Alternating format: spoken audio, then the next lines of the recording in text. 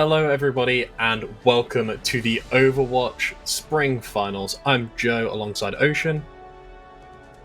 I'm excited, right? It's going to be a great day of collegiate UK Overwatch. I've been casting some collegiate Overwatch over in the Canadian region recently, but it's going to be exciting to get back to some UK basics. Yeah, I'm really looking forward to seeing these teams facing off. Unfortunately, we haven't been able to get much of a view of these guys, but we will take a look at Portsmouth Paladins first. So, looking at this lineup, JJPT may remember from a few of our casts before in the winter split. Big favourite of mine, very, very dominant main tank player, especially on that Reinhardt. And then a few other names that we probably remember as well. Lukey Boy, Sheep, Todos as well. Looking at this team, what are we sort of expecting coming into, obviously, a new season, new meta, new patches? What do we expect? I think this Portsmouth Paladins roster might stay a little bit traditional and go with the standard brawl composition that we've been seeing in Contenders Trials, Open Division, etc. And of course, Contenders is starting today for the European regions. In the APAC regions, we've been seeing Double Bubble. I don't expect to be seeing UK teams playing that. But I think standard brawl compositions, especially when you've got a Lucio player that is as capable as Sheep, I think that would be a very good option for the Portsmouth Paladins. Yeah, definitely. And as we go to take a look at the Warwick Angels as well, something a little bit more out there, reading through the information they've given us, they seem to be a little bit, let's say, wacky with their team compositions, not really playing by any traditional mold and looking at possibly double off tanks. They don't seem to have any preference for main tanks, at least. What are you expecting from these guys, if you can expect anything at all? I'm expecting chaos. I think that's the best way to put it. And honestly, it could be kind of viable in this matchup, right? I'm expecting Portsmouth to play pretty traditional and play brawl. That it's not going to be a creative style of brawl where it's not going to have too many DPS taking off angles and off tanks creating space. It's going to be pretty traditional. Main tank walk forward, DPS support the main tank. That's what it's going to be. And that very traditional style of brawl that's pretty easy to deal with is kind of hard countered by DPS going on wacky angles, off tanks taking flanks at angles as well. So I could see the Warwick Angels, if Portsmouth play quite traditionally, giving them a little bit of trouble. Yeah, we'll looking at the map pool, so we are going to be in a best of 7. We are in the finals, so we'll be starting off on Control, whether that be Nepal, Oasis, or Busan. If I can remember correctly, oh, never mind, don't even get to ask the question. It is going to be Nepal as our first map. So, looking at that, which of these which of the styles do you think that favours? The more traditional, sensible approach from the Paladins, or the throw everything at the wall and hope it sticks eventually style from Warwick? Well, if you're looking at Control, that usually would favour Warwick style, right? 100% would favour that, because Control itself is a very chaotic game mode. However, Nepal, Village, Shrine, both very partial to those brawl compositions and are very traditional. The only outlier would be Nepal's Sanctum. So, if we see Sanctum early on, it could be anyone's map, but if we don't see Sanctum till later on, I think that you're probably looking at a Portsmouth Paladins map win. Yeah. It'd be interesting to see how these do stack up, actually. I'm interested to see the I would say organised chaos, but I don't even think I can call it that, of Warwick, of the double off tank. We haven't seen that in quite a while. I know it's been a while since we've been on broadcast, but double off tank, not really something I was expecting to come back to.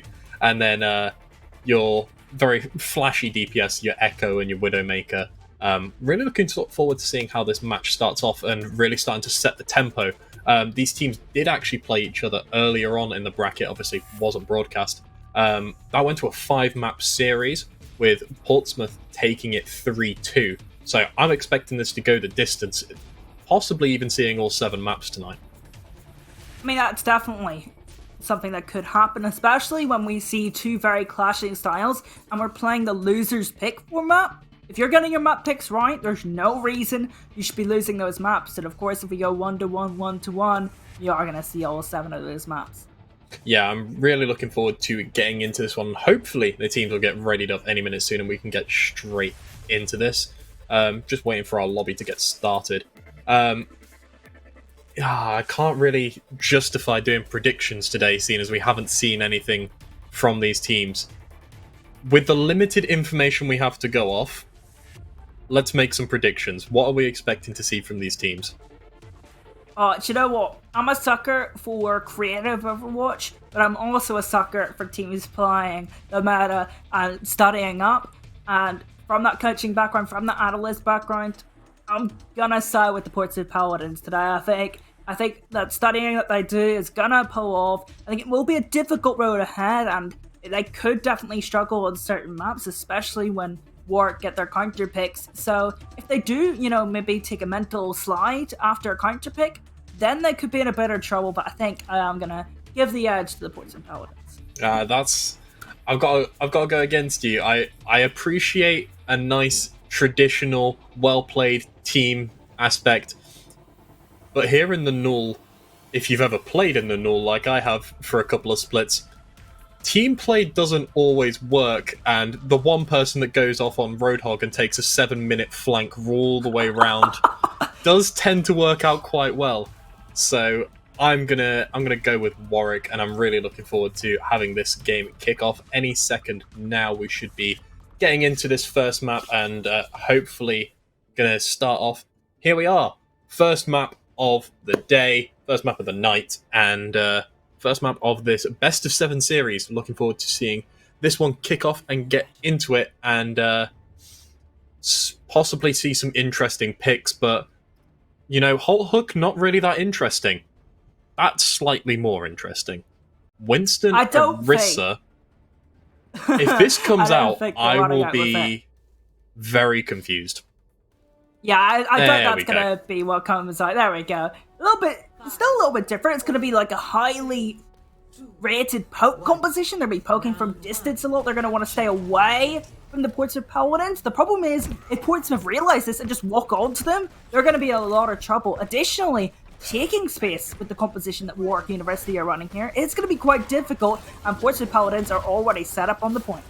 It'll be especially difficult when you let that Brawl composition get set up on the point and you are just going to have to sit back. They do have a nice little mercy pocket for this Echo, and Code Nuke is going to spray down and try and find an opening. Obviously, those sticky bombs doing so much damage, especially with the damage boost. We are going to see JJPT start to walk on this Roadhog, and immediately, Roadhog down, you have very limited front line, and it's going to be the first point being taken over by Portsmouth Paladins. I actually liked what I saw from both teams there. Originally, we saw Warwick taking lots of different angles, and they still are, and it's definitely now starting to pay off as they're getting a couple of shots. But I think just they're taking out one target at a time. Portsmouth, they're picking their targets well, they're biding their time, and they're going to pick up this fight. I said he was the man to watch. JJPT picking up 2, make that 3 as well on that Roadhog to open it all up. JJPT on that Reinhardt coming in, swinging, taking out half of Warwick in this opening fight. Starting to build up some ultimates now for the side of Portsmouth, but really nothing to shy at for the side of Warwick. They're 90% on this duplicate, which could be a really nice way to open up a fight, especially if you can grab maybe even that Reinhardt. I want to see a nice shatter come out, and I want to see this Reinhardt duel. Please give me the Reinhardt. Yeah, I feel like I really like the way Portsmouth are taking initiative, though, and here they go. They just want to get into this fight and use a Deadeye. It is going to be the Reinhardt that is duplicated. Rift is going to take out that first pick over onto the Ash, make that 2 for him, cleaning up very well so far, and these Reinhardts are dueling, but not really going to find anything as Echo is going to get taken out, and it is going to be 2 nice little picks coming in for the Roadhog, getting the D-Mech onto the Diva, and that's another one over onto the main. Sheep coming in, clutch, nice little double boop to flip that one when your team is on the brink. This Lucio comes in and cleans up. Code Nuke is going to get another pick over on the Echo, taking out Sheep, and that's a backline of Portsmouth taken down so far. They are going to have to back this one out, but they do manage to get 75% up on the point, and Warwick, from nothing, bring this one back and flip the point. Yeah, Warwick started off that fight really, really well. They kind of forced Portsmouth Paladins into like one engagement that they had to make. It was still a comfortable engagement. It would have been that Deadeye engagement. However, they used both of their support ultimates at the same time at the start of the fight, and you never want to do that in Overwatch. They still have some options for this fight. They've got both their tank ultimates, maybe an early self-destruct to open this one up. Yeah, in comes a whole hog to try and remove this Reinhardt early. Does take out the whole of his shield and gets him so low, and the hook comes in, really nice hook, and takes out Sheep. That lamp is not going to save you when the Roadhog pulls you from it, and this is going to be Portsmouth starting to get opened up here and really starting to see the just absolute absolutely massive burst damage potential from this Warwick composition. Of course, with Paladins, they've got to play a little bit quicker, right? You're playing against a poke composition. The longer you sit around, the more ultimates your opponents will build, the more damage they will do. Look, and you're just going to get punished like that rift goes down. Yeah, you're really going to have to walk through with your Reinhardt, or maybe even don't take this angle. That's twice now that you've tried to come from this high ground and been picked off early. You're going to have to try and think of a different strategy as you're starting to tick up now. Getting close to 65% on the point, you haven't really got that much room to work with, and they're going to go for the same push once again. I feel like you could maybe put your McCree and D.Va on an off angle, make it difficult for Warwick right now. In comes the D.Va bombers, the Reinhardt slam does come in, and the duplicate does come in as well, as there is going to be the Echo getting stunned, locked, and removed. Sheep is going to find a pick, and down goes H-Moon as well on this Zenyatta. Rift doing so well on this McCree, especially when you're firing through that amplification matrix so much damage. Meta is going to take out Lucky Boy, but Sheep is going to find another pick on this Luciad. He's going to take out the Ashe. The Resurrection does come over onto the Zenyatta, and they are going to use the Deadeye. Not going to find anything, but in comes the Gravitic Flux. That's so much damage, and down goes the Baptiste as well. Down goes Sheep. That's another one down. The charge off the map is going to find two, as well as himself. But have they managed to find anything on this one? Portsmouth did manage to flip the point during this. The whole hog does come in and cleans up too, but it is going to be flipped back once again. 99%, but it is back in the hands of Warwick. It's important that they got the flip there, because otherwise Warwick would be taking the Polish Shrine, one of the maps that I was kind of edging towards Portsmouth having the advantage on. They probably still have the advantage here. They have that Blizzard, so if they can slow the fight down, make it a mid-pace fight and get a Blizzard off, it's all a win condition for Portsmouth. Yeah, they have opened this one up now, and they are going to throw the Blizzard in. Rift is going to get a pick early, and JJPT charging in and taking out that Zenyatta in the backline. That's going to be a double from Lucky Boy on the Mei, and they are going to flip this point. How are they going to be able to open this one up? The solo slam comes in, and in comes the charge to take this Zenyatta as far away from point as he can go. In comes the Deadeye, and that's going to lock up the point. Portsmouth bring it back from the brink, 100% to 99, but they are going to take point one. Portsmouth, they look so much better when they're in control of the fight, and they actually have very easy win conditions.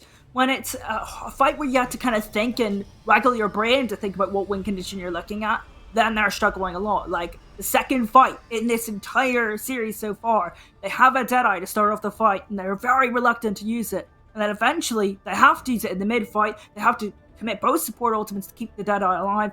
They lose everything. Warwick take that team fight. And they didn't really get their edge back until that final team fight where they had that simple Blizzard engagement to win the round. Now, a couple of swaps coming in for the side of Warwick. We're going to see a Hanzo and a Ball, and they're going to stick on the... Oh, never mind. There is going to be a swap over onto the Farah as well. So, a few swaps coming in for the side of Warwick. And Portsmouth sticking with old reliable. This is what we expected from them. This is what they've practiced, and this is what they will run to the death, I imagine.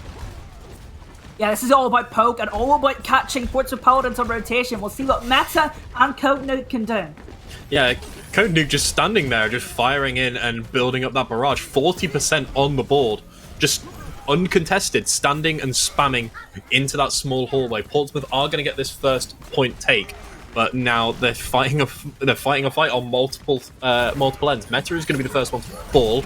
That's going to be the D.Va picking that one up as this Roadhog does nearly get frozen up. Not quite going to be able to walk that one off. There's going to be a pick over onto Todos. That is going to be Code getting that one on the Farah. That's going to be a nice hook coming in. The wall does come up and nearly blocks off the D.Va, but not quite. This barrage is so close for this Farah now. Meta does get the pick over onto Rift, and this fight is still going. This fight, since they took the point, doesn't show any signs of stopping. That D.Va does get demeched, and that in comes the Farah, cleaning up to make that 3 with the barrage, and Meta cleans up Sheep as well, sorry. And that's going to be Warwick flipping the point, 38% on the board though for Portsmouth. Yeah, you kind of felt that was always going to be the inevitable outcome there, because Portsmouth not really committing to do anything. They just want to stay standard, just want to play it safe. But I feel like they need to get more creative with their angles. Maybe moving their McCree up to the high ground and bring their D.Va with them. That means it's easier to take down Code Nuke. They need to commit to something. They can't just sit around and stand on the point. It really can't, and that's what they're going to try and do, but when they're walking into so much damage, in comes that Dragon Strike from the Hanzo.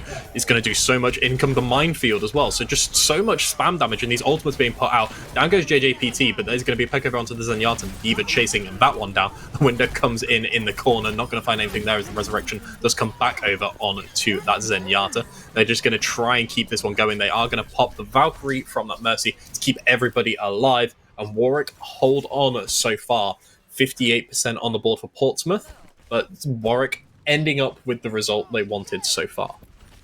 Yeah, Warwick actually playing this really well. Their DPS are taking different angles, putting really consistent pressure onto Portsmouth. Portsmouth, though, they have really good tools this fight. They can start with a high-tempo Deadeye, and then maybe get the Blizzard mid-fight for a medium-tempo ultimate. They've got lots of options. They do have a lot of options, and they still do have that support ultimate of the sound barrier as well. In comes the Transcendence for an interesting reason, I guess. H-Moon trying to keep himself alive, I'm going to assume on that one, or maybe a Fat Finger, but either way, doesn't get the contest if that's what he was going for. That's going to be the Zenyatta taken out there. That's going to be I Don't Want to Be You on that D.Va taking that one. Is going to have to remech, and Rift still holding that Deadeye, not finding anything, but the stun does take the Roadhog out of his ultimate. In comes the Blizzard now, and it is 80% up on the board. Sheep is going to find the Pharah, and I Don't Want to Be You on that D.Va. Going to find two, the Hanzo and the Mercy. Rift going to find another one as well, so the Paladins are starting to take this one. JJPT getting his name on the scorecard as well, with that nice little pin to end that one, and this might actually be the result they're looking for. I don't know if anyone can touch it. Meta's going to go for it on the Wrecking Ball, but what a horrible fight that was. Can they get back? Can they rectify it? They only just get there, and through the window, the Fire Strike will remove that ball. The slam goes in on the other side, and no one is going to be able to touch.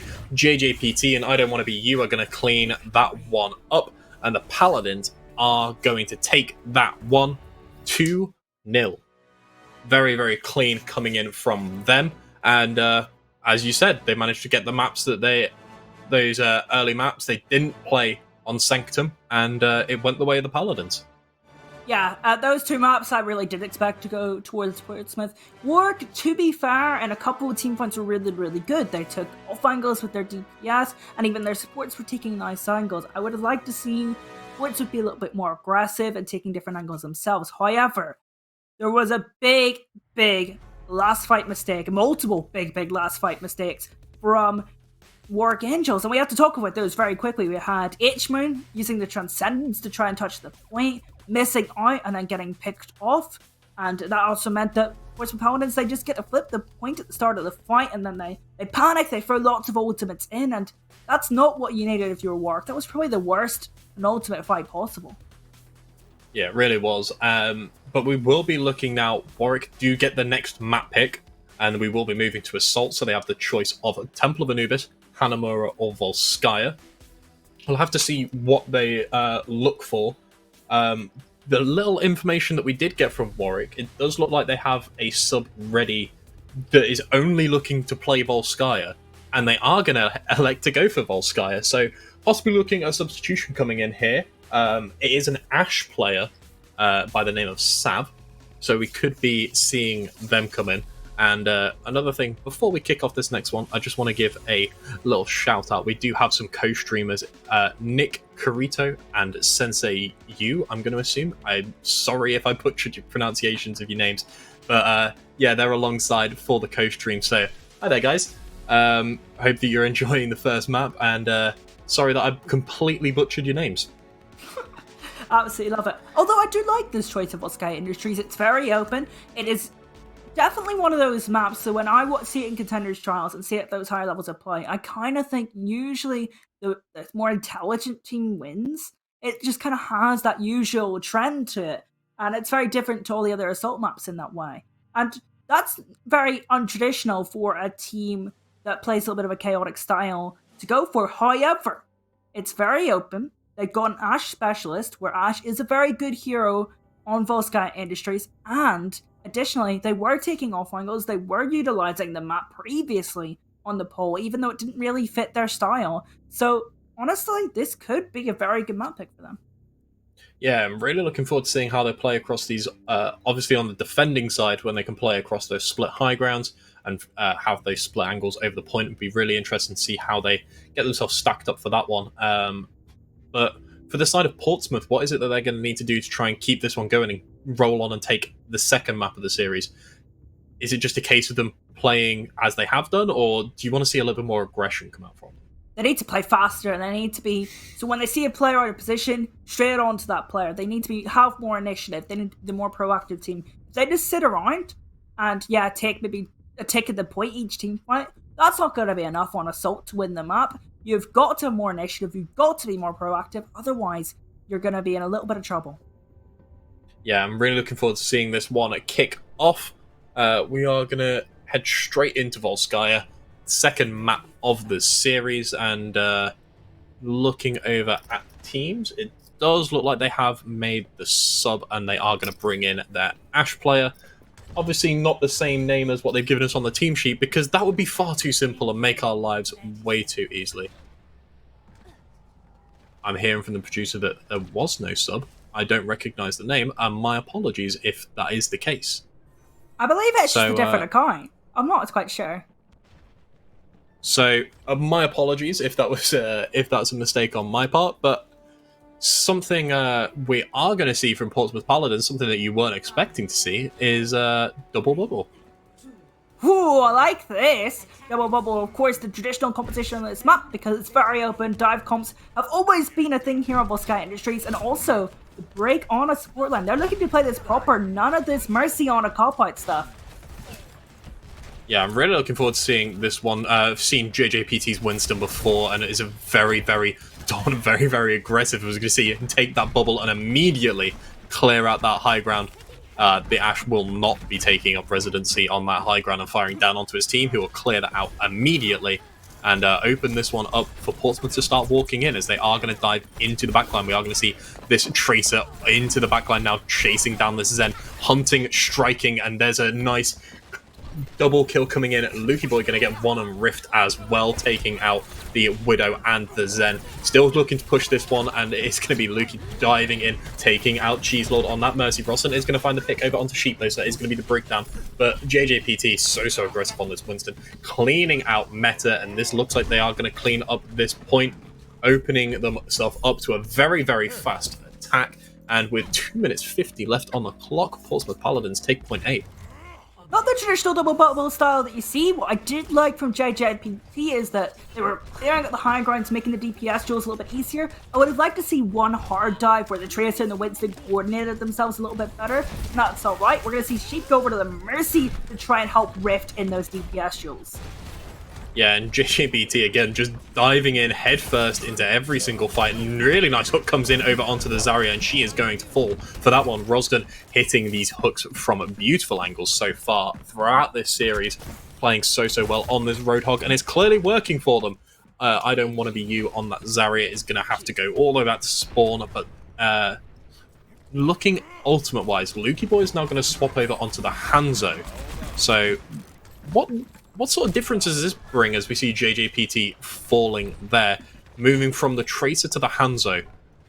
Oh, I'm not a fan of this. If you want to play double bubble, you're gonna have to play either Tracer or Sombra if you like it or not. So we're going over to the Hanzo, I guess, maybe to create an easier win condition and go for the Graviton Surge Dragon Strike.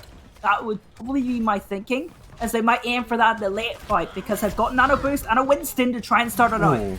Winston diving in really well there, and is going to take out a Lunart, and is going to trade that one over. I don't want to be you is going to be the next one to fall. Rosden getting picked over by the Ana, cleaning that one up. The Resurrection does come in on both sides, but it is going to be Rift pulling the Deadeye, taking out that Ashe once again. Meta is going to fall as well, but unfortunately is going to get picked over off by this Warwick Angels McCree. JJPT now popping the Primal Rage, looking to try and open this one up, as the ball is just going to spin around on point. When he has that grapple, he's not going to get juggled around, unfortunately. JJPT looking to clear this point. H-Moon is going to get the pick over on the Anadol, but JJPT is going to punish him for being so far forward, cleaning that one up, as the Resurrection does come in from Sheep as well. Over onto Toddler, so they do have the support line back up. Lukey Boy is going to get picked over now, as the Graviton Surge does come in from Meta. The Nano Boost is going to go over onto the Winston. He's going to get burnt up as well. Sheep is going to get picked off in the sky with the Valkyrie available. They are going to get one tick, but the fight is going to end 40% on the board. so far for Portsmouth. This is something we talked about them in the previous map. You've got to commit to something. If your plan is to get your Zarya into the fight and grab Drag late fight, then build up Dragon Strike early on. Make sure you get that Nano Boost Winston engaged to get your players into the fight so you can build up your ultimates, then go for that fight-winning play. If you're going to have a fight plan, do the fight plan. Yeah, the Resurrection is going to come in very early from the side of Warwick, and they do have the Grav Dragon available, but it is going to be a nano-boosted Roadhog, and everyone on Portsmouth is going to turn and run away from that. Rosden is very scary in this series so far, especially when you give him that damage boost as well. So we are going to see JJPT looking to open up a bit more space, trying to open this one up for this side. JJPT clearly getting way too aggressive there. He's going to get picked off by H-Moon, and it is going to have to be Warwick backing Portsmouth backing all the way out here. They're not going to attempt the Resurrection that close to the point, and still just stalling their timeout. 2.5 minutes left on the clock. Just see this momentum die from Portsmouth Paladins after such a great point, eh? And now Warwick Angel's going to use that Valkyrie, just going to poke a little bit and try and stop Paladins from engaging, but they go for it anyway. I'm not sure I agree with that. Yeah, it's a bold one to say the least. They are going to find one, but they're going to pay for it for two. It is going to be an uneven trade coming in. Luke Boy is going to find Meta, though, so they are looking to try and flip this one still. The Bob thrown onto the point, so he's going to be able to contest, and I Don't Want to Be You just getting whole-hogged and bobbed, removed from the fight. Fire Strike comes in. JJPT swapping over onto the Reinhardt now, so more of their traditional push style that they're looking to run, as Meta has made the I Don't Want to Be You has made the swap over onto the Diva now. Was picking up the Orisa, which I was going to question, but moving very traditional now. Sheep moving over to the Lucio, and this is more of the Portsmouth that we expected to see. Yeah, it feels like they were trying to, play the traditional meta composition for this map in the double bubble, but they're not quite great at it, so they're just going back to something they're a little bit more comfortable with. They'll have win conditions they're more familiar with, and this should help them because they were very shy, they weren't making the right decisions, and this time, they're just going to make an aggressive engagement onto the supports. This is more like Forza. Yeah, they're going to take this very, very aggressive push, as it is going to be the High Noon popping for Rift. Not going to find anyone there, but did zone off very, very well. It is going to be Todos going to be the first one to fall, so they are going to lose their Baptiste very early. I Don't Want to Be You is going to be the next one to get picked, as Meta is going to clean up the Baby Diva as well. And Rift is going to reset. There is a minute left on the clock. They have time for one more fight, and with no ultimates, you really have to start to favour this strong defensive style from Warwick. Not your traditional defensive heroes. Yeah, well they're playing this full-based poke composition, and either Portsmouth don't commit to anything, they take too long, or when they do the engagement, they're not executing it properly, right? So these little tiny mistakes from Portsmouth are letting Warwick build up and take these opportunities. But to be fair, they're taking those opportunities when they come. Yeah, Sheep is going to be the first one to get picked. It is going to be the McCree taking that one out very, very early. The Baptiste window, it does come in. They do have to commit to this one. JJPT is going to get that Fire Strike through the window and get the pick over onto H-Moon. Resurrection does come in from Cheese Lord, and Meta is going to get the pick over onto the Baptiste, trying to open this one up, trying to take them out as the point is ticking up slowly. They do have this second point, this second tick. The Diva Bomb does come into zone, and it is going to find two. Really well placed there by I Don't Want to Be You. Sheep is going to make a dive onto the point, but he's going to get picked off by the McCree. 96.8% taken, but not fully capped. Warwick hold on by the skin of their teeth, and some beautiful team play throughout. Yeah, I mean, I really like how Warwick, when they have like this identity that they're good at, they stick to it.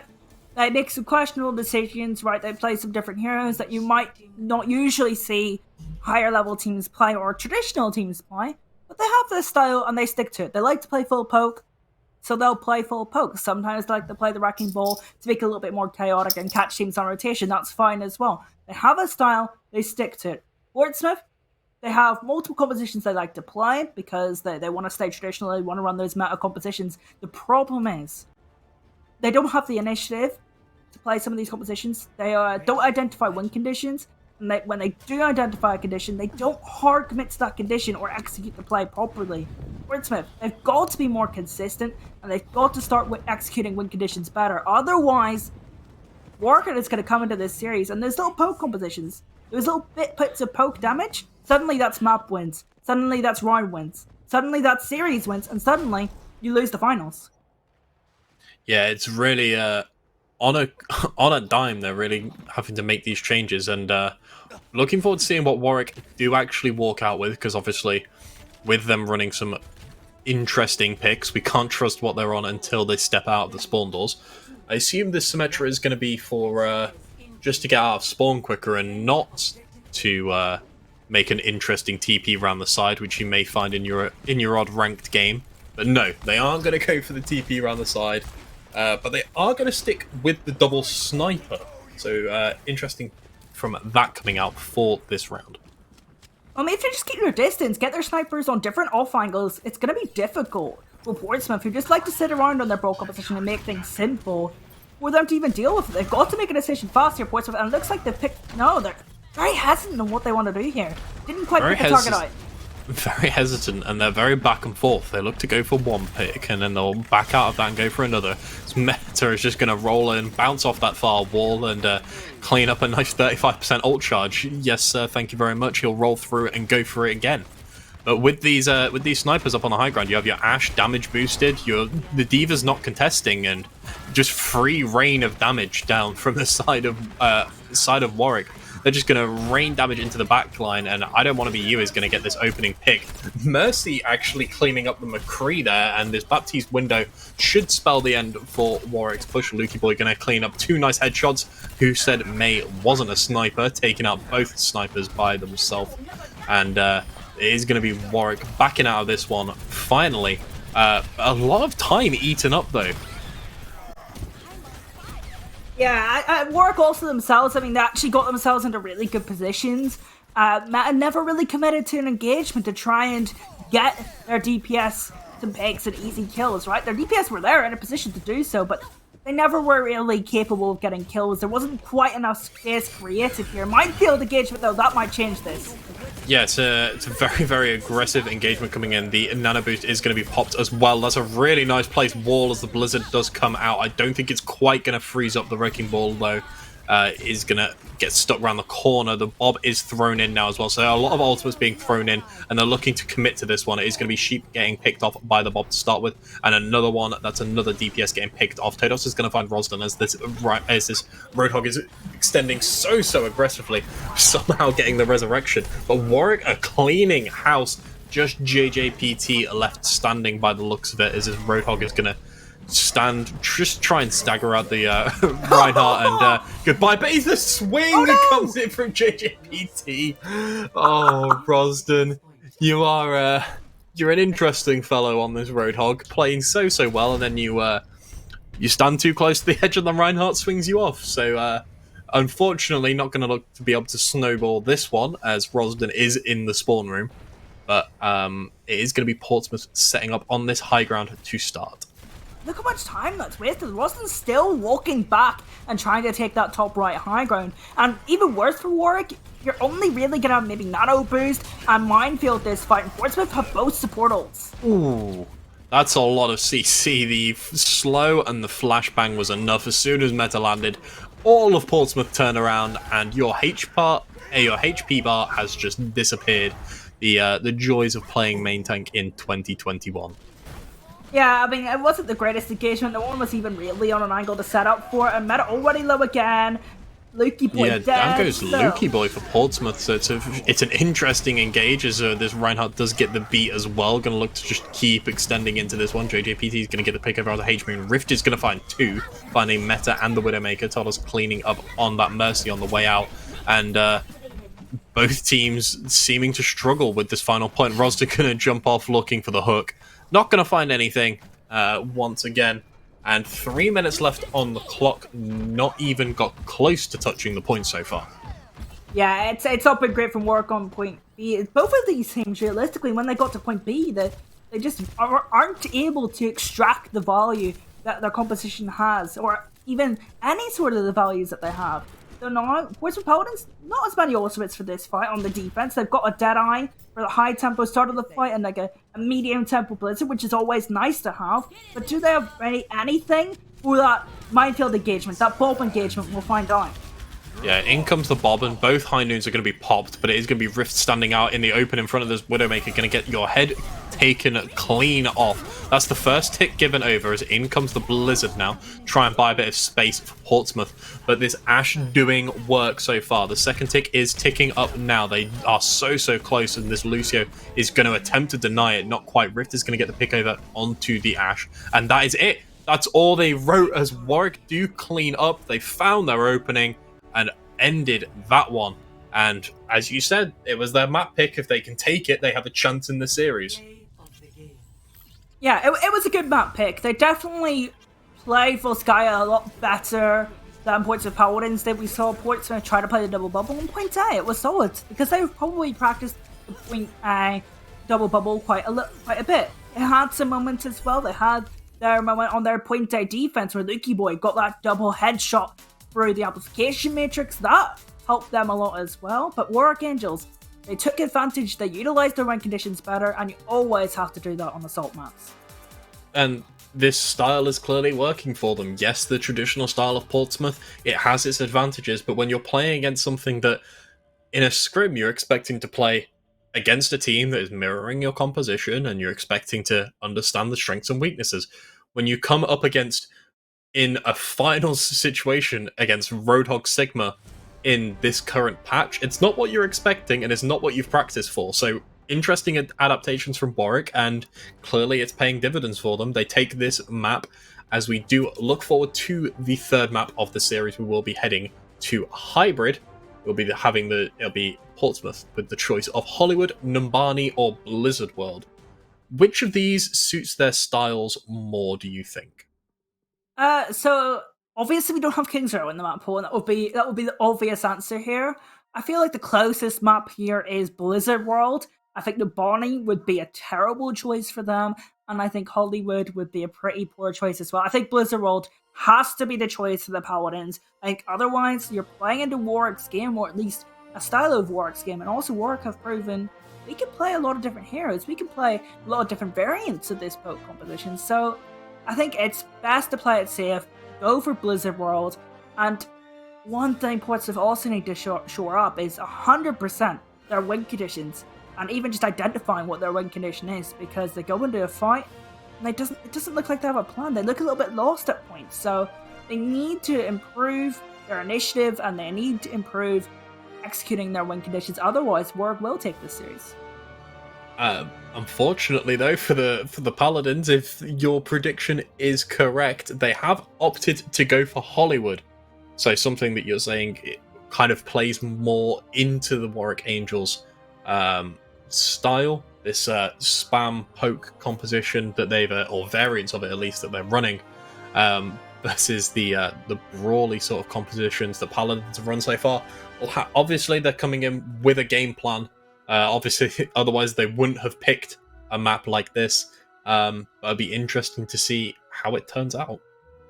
See, I would have said Hollywood's kind of like the 50-50 mid-guard map. However, Paladins, to me, the points of Paladins, they haven't really demonstrated a good idea of, okay, they're on this high ground, we need to do this to get them off this high ground. Their player over here is out of position. They kind of like make a decision, back out of a decision. They don't really have that decision-making instinct that tells me they can take a 50 versus 50 matchup on whether each map goes to each player's style and each team's style. So I really think Blizzard World was the correct choice, but we'll see if they can prove me wrong. You know, I'll have to see what they end up, or how they end up performing on this one. Would be interesting to see how this one, how they stack up here, because I feel if Warwick can come out on this series and they can get some early picks, and they can then look to snowball their attack, I feel that's how they end up taking this series, if they can continue that snowball. We saw how well they played the Pharaoh before when they played on Village. Would be interested to see that come out from them once again. But obviously, anything's up in the air with this Warwick team. They could be running a wide variety of things, and I don't even think we can predict reliably what Warwick are going to run. Yeah, actually, I believe we're kind of in a similar situation to what we were in last cycle. We had Volskaya Industries as the second map, and we were tied up at 1-1. And what happened there was Busted, Bournemouth University, ended up taking the series 4-1 or 4-2. Are they just got a snowball going through after this hybrid map? Because Kings are then, it's Hollywood now. Let's see if Warwick can do a similar thing, because I believe so. I think Portsmouth Paladins, they look out of it. They're not making the correct decisions. They're at points not making any decisions. And if they don't shore that up, Warwick have been punishing them. Yeah, they're Portsmouth looking to run what they've been running reliably all series. JJPT on the Reinhardt once again. I don't want to be you on the Diva. But we're seeing the Hanzo and the Ashe coming out once again. We're going to see Meta moving over to the Sigma once again. And Ruston, reliably as ever, running out on the Roadhog. Obviously, this team has a lot of damage, but not a lot of sustain. So if they get into these longer fights versus Paladins, I feel like they may eventually lose out. One thing to note is Nightmare now in the lineup instead of Rift. A little bit of a change in the McCree player for the Paladins. Yep, so they do make a swap over, and from the little information that we have as well, as Lukey Boy is going to get that first opening pick for the Paladins onto H-Moon, they do move on to this point. Nightmare is going to get their first pick of the series, taking out this Hanzo. We do actually see that Nightmare is traditionally a Tracer player, so could see that coming out later in the series. I don't want to be you getting saved by that lamp as they do fall back down from the hook. 2 ticks given up, and it does look like they are going to tick onto a third, but it is Meta just getting onto the point, looking to open this one up. The Mercy is going to fall to I don't want to be you, but this Diva, this Ashe and Hanzo cleaning house, 3, 4, 5 between them, cleaning up, and just JJPT say goodbye. Meta cleaning that one up, and by the skin of their teeth, 0.5%, it is going to be the Warwick Angels hanging on to this one so far. Actually, a little bit more impressed with the Portsmouth Paladins there, though. They started off that fight, they had a more creative engagement, they were making decisions, and just when the fight actually got underway on the point, they weren't quite making the right decisions on target focus, but still much improved from them. They can continue the trajectory of improving across the series. It might be their series to win. Yeah, in comes this Dragon Strike onto the stairs. It's going to force out that early Immortality field. Nightmare going to get pick over onto the Ashe, but he is going to fall to the Dynamite. This Bob does come in and is going to get frozen up and removed. Lots of picks coming in back and forth. Warwick looking like they're going to trade positively as the Resurrection does come in. The benefit of that Mercy bringing the players back from the dead. Sheep and I don't want to be you getting cleaned up to end that one, and that's a very clean fight from the Warwick Angels once again. Yeah, it was a nice rotation going for the stairs, but the Dragon Strike come through, then the Bob came in, and then the Blizzard didn't quite get the value from Howard. It just didn't quite line up. They've still got some tools to work with. The Self-Destruct will be available, but they've all been fluxed. A really early engagement from Warwick. Really nice flux coming in. That Immortality field is going to keep everybody alive for now, as Sheep's going to go for an interesting wall ride and is going to get whole hogged away. That is a beautiful hook once again from Rosden, taking out Lukey Boy, and Todos getting picked up on the escape as well.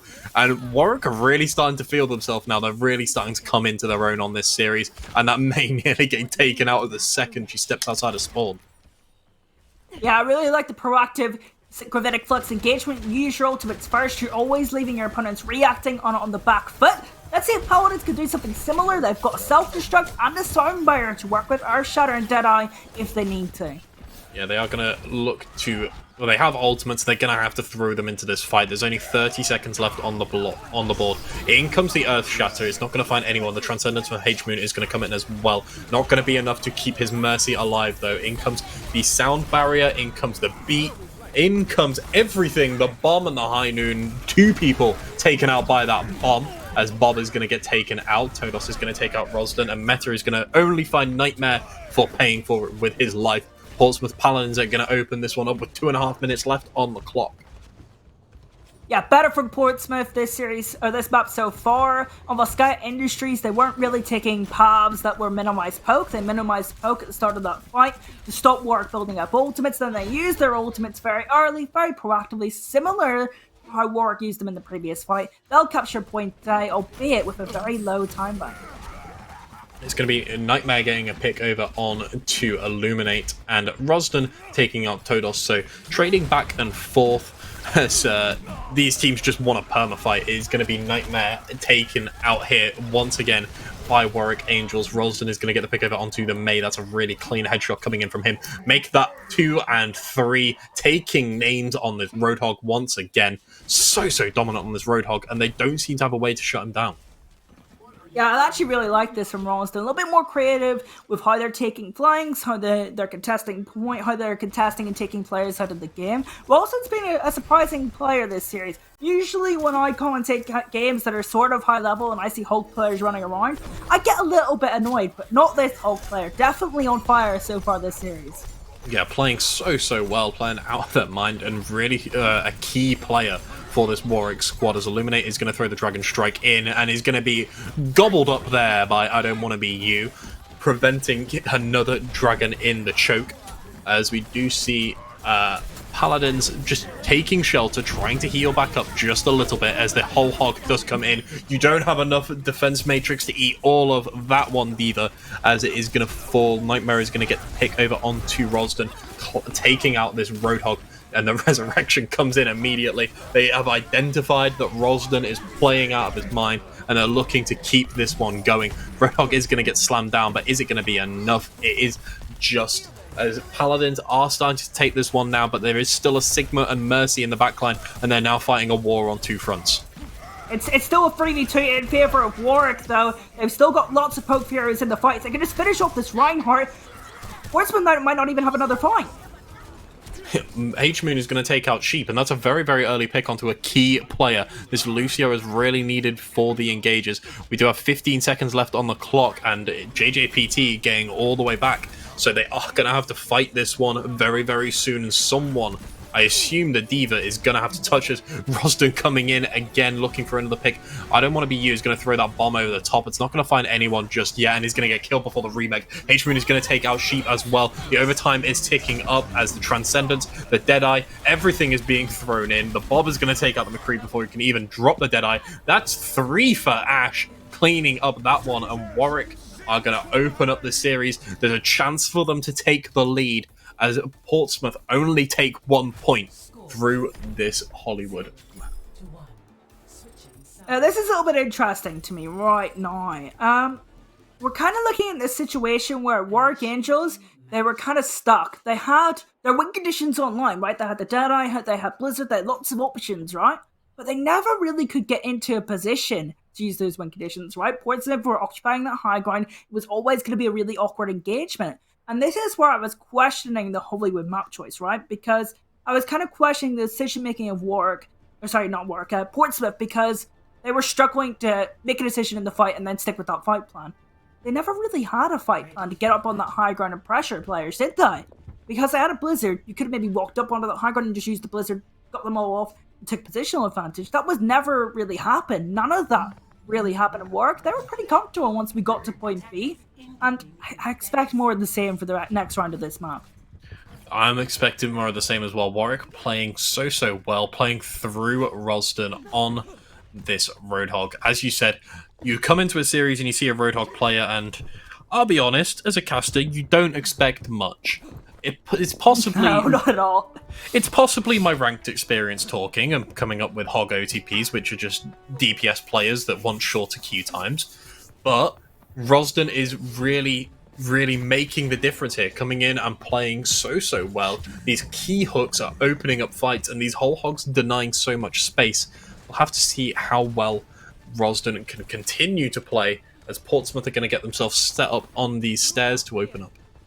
Yeah, they actually have the intel work. They know exactly where the Portsmouth Paladins want to start their fight from, and they're going to react to that. They're going to send some players around the left and some players forward, but it looks like Paladins, they've got a change in mindset. They've made a decision, they've went straight onto Ralston. They have gone straight onto Ralston, but they have left their entire point open, and turning around into it is going to be this Ashe up on the high ground alongside the Hanzo and the Mercy. They are only going to find one, but they are going to trade for it with their lives. Warwick are probably just going to look to build up a couple of ultimates here now before they can back out. And I Don't Want to Be You is cleaning up on this D.Va, taking out 2. Cheese Lord, Illuminate, they are both going to fall, and it's going to be the end of Warwick's first push. This is a different side from Portsmouth. Yeah, this is a lot better, but Why can't they do this every single fight? Like, look at this, so much better. On this approach, they're straight on to Rosden. They're looking to make decisions. I love this a lot more. Yeah, Rosden getting frozen and removed immediately. Meta has made a swap from that Zarya over onto the Sigma. So looking for a bit more spam as Nightmare takes too long stood in the open. Rosden gets the resurrection, and that's the go button. In comes the Bob. The amplification matrix has been popped, but is it going to be enough? The firing on this off angle, trying to keep the Bob alive. Bob is going to fall. The sound barrier does come in from Sheep, so that's both support ultimates used from Portsmouth Paladins. It is going to be I Don't Want to Be You losing the mech there as Cheese Lord is going to start to chase down Sheep. JJPT is going to go for a long-range pin. He's going to take out the Ashe, but he's going to pay for it with their life. Rosden is going to get that pick, and that's another resurrection coming in. This Mercy playing so well. Really underrated key member of this team. Rosden receives the nano boost, but that damage reduction, is it going to be enough? It is, because the nade comes in, and there's so much damage coming in now. Todos is going to get the pick over onto Rosden, and H-Moon is going to get the pick from, or it's going to fall to Nightmare's Deadeye. Ashe is going to look to try and get some picks and has another Bob available. Used one at the start of the fight and is ready to throw in another one.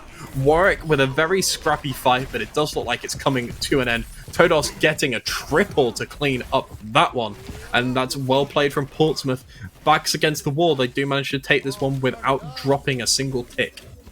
If Portsmouth keeps this up, not only will they win this map, but they'll probably win this series, right? They just need to keep making decisions, making plays, and executing them properly. Also identifying what plays to make. Warwick, they need to try and make the game chaotic as possible and take advantage of Portsmouth's mistakes, and that's one of those mistakes. Nightmare peaking a little bit too early. Peaking very early, and with that damage boosted Hanzo, he's going to immediately pick them off. Everyone drops down for the Hanzo and climbs back over the top. Illuminate takes out Todos as well, so that's another pick coming in for Warwick now. They are looking to open this one up, but there's going to be Illuminate getting the pick over on JJPT as well. I Don't Want to Be You finding the Ashe, but is it going to be enough? They are opening this one up. Meta and Rosden are destroying now on these tanks. They are going to open up this point. Meta finding 2 in that one. And this Hanzo so clean taking this one. And he's going to open up Warwick with 3 minutes on the clock. Only 30 seconds longer than what Portsmouth had. Do they have enough space? Can they snowball this one as JJPT makes the swap over onto the ball? I think it's definitely possible. Portsmouth Paladins making the switch over to the Mercy. They're going for this poke-based style as well. But I hope they still keep that system of making decisions, because it looks so much better when they do that. And I hope they don't get scared just after that tiny mistake on point A, because they were playing so much better. And in comes the amplification matrix. Rosden is going to immediately take out JJPT. When you slam into the Roadhog, you're just going to get hooked, stunned, and removed. That's a really nice hook once again from Rosden. Baptiste removed from the high ground, and it opens it up for his team. This Hanzo and Ashe, this combination doing so well. And the hook to kill the McCree. In comes the bomb, and it's going to find 3. I Don't Want to Be You with a bomb from nowhere, removing both support and meta from this fight. So they are starting to push this one in. They are going to start to get close to this final point with 2 minutes left on the clock. But this Hanzo is going to have to back out of this one as JJPT cleans up him. I Don't Want to Be You coming in clutch there. That bomb saved them the round. Yeah, honestly, right, the bomb didn't mean anything for the actual team fight, but what it did mean is that Warwick Angels, they lose a lot of not just space in and around the point and moving the point forward, but also space in and around the map. And Rosden, on their own, does manage to get the nano boost to keep them alive. That's crucial. Yeah, the nano boost and the breather come in, and I Don't Want to Be Used mech is instantly taken out. JJPT pushing aggressively, and Rosden's just going to take this high ground for himself. He's looking down at Nightmare, does have the breather to keep himself topped up. JJPT is going to find 1, but not before this Hanzo does manage to take out Lukey Boy. This Tracer not getting a huge amount done right now. Both resurrections coming in. I Don't Want to Be You and Hanzo of Lunart are going to be picked up, but Rosden coming now. This Roadhog coming through, rolling through. 3 meters left on the point, and Portsmouth have their backs against the walls. Lukey Boy, I said your Tracer wasn't doing much. You didn't have to prove me wrong like that. 2-man pulse bomb. Not going to quite be enough, though, as Rosden is still alive. And it's going to be Warwick Angels taking this series, moving up 2-1 in this best of 7. Yeah, Work Angels kind of confirming my suspicions on what would happen on Hollywood and taking advantages of Portman's mistakes and sort of passive aggressive playstyle that I'm personally definitely not a fan of. However, positives for Portsmouth. They know they can play aggressive and make decisions in this series. They did it on point A defensive Hollywood, and that's where they look great. That's where they look the best that entire map. And secondly, they've got another map choice to right their wrongs. Yeah, so we are going to be heading to a short break in a second, but when we get back, we will be heading to Escort. We'll either be heading to Watchpoint, Gibraltar, Rialto, or Route 66. So we'll see you all very soon for this next map.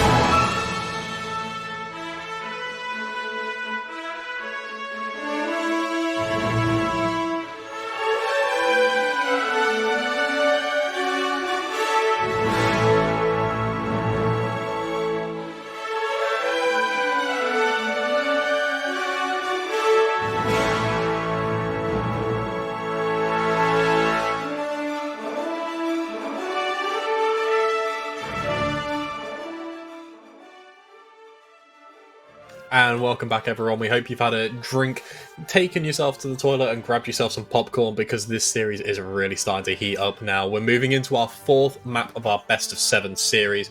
We will be heading to, I believe, production told us we're heading to Route 66, if it hasn't yet updated on the graphic. And yep, Route 66 we are heading to. And who does this really favour? Obviously, the Paladins were the ones that picked it, but is it favouring them with their playstyle? I think it's the best map that was available to them. I think honestly it was the best map that they could have chosen, right? I feel like this is another one of those like kind of 50-50 maps. On point A, it's pretty good for Brawl. On point C, it's pretty good for Brawl.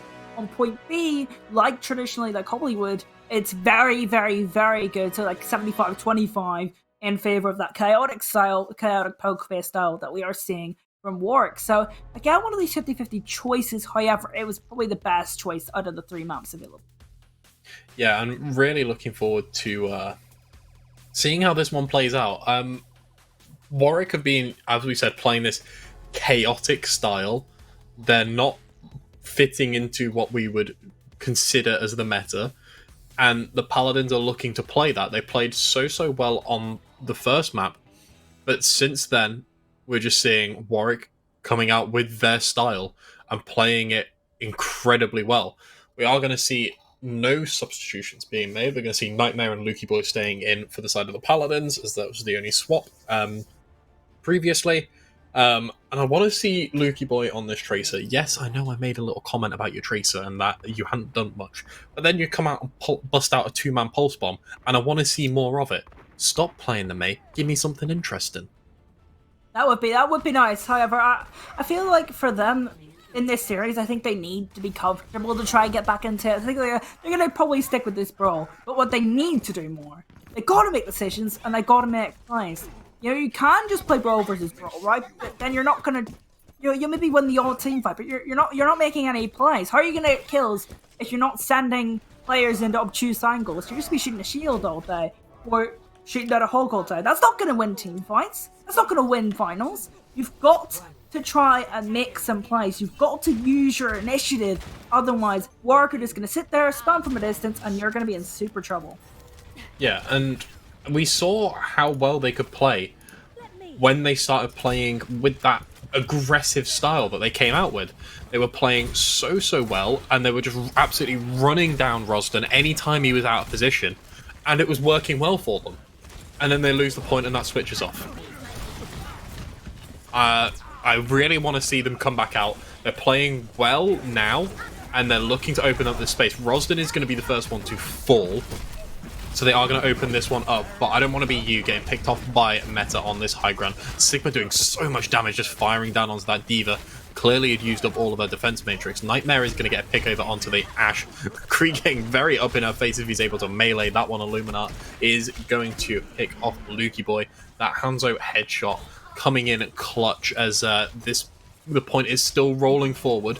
They are looking to take this one. Rosden around the corner is going to get himself caught out, but dive and dodge your way out of that one, my friend. Rosden looking to continue on his life so far. JJPT swinging for what little time he can. The shield is gone, and Portsmouth are probably going to look to back out of this one. But the Diva in the backline taking out Lukey Boy has made the swap over onto the Tracer. Nightmare is moved over onto has popped that High Noon. Sorry, is going to take out Illuminat. Sorry, I've pronounced it wrong 3 different times. Rosden is now taking out Sheep, playing so well, and in comes this Reinhardt with the Earth Shatter. There is ultimates being thrown in left, right, and center. Nightmare is going to find 2, and the Ashe is going to answer with 2 with Bob as well. The point is going to be taken, but so many ultimates thrown into that one, and none on the board for this next fight. Yeah, a little bit of a weird fight. I think Rosden getting a little bit overconfident, needs to calm it down a bit and wait for those opportunities to go on those off angles for work. And I think that's something they'll definitely have the opportunity to do on point B. It's such a vast point, got so many different flank opportunities.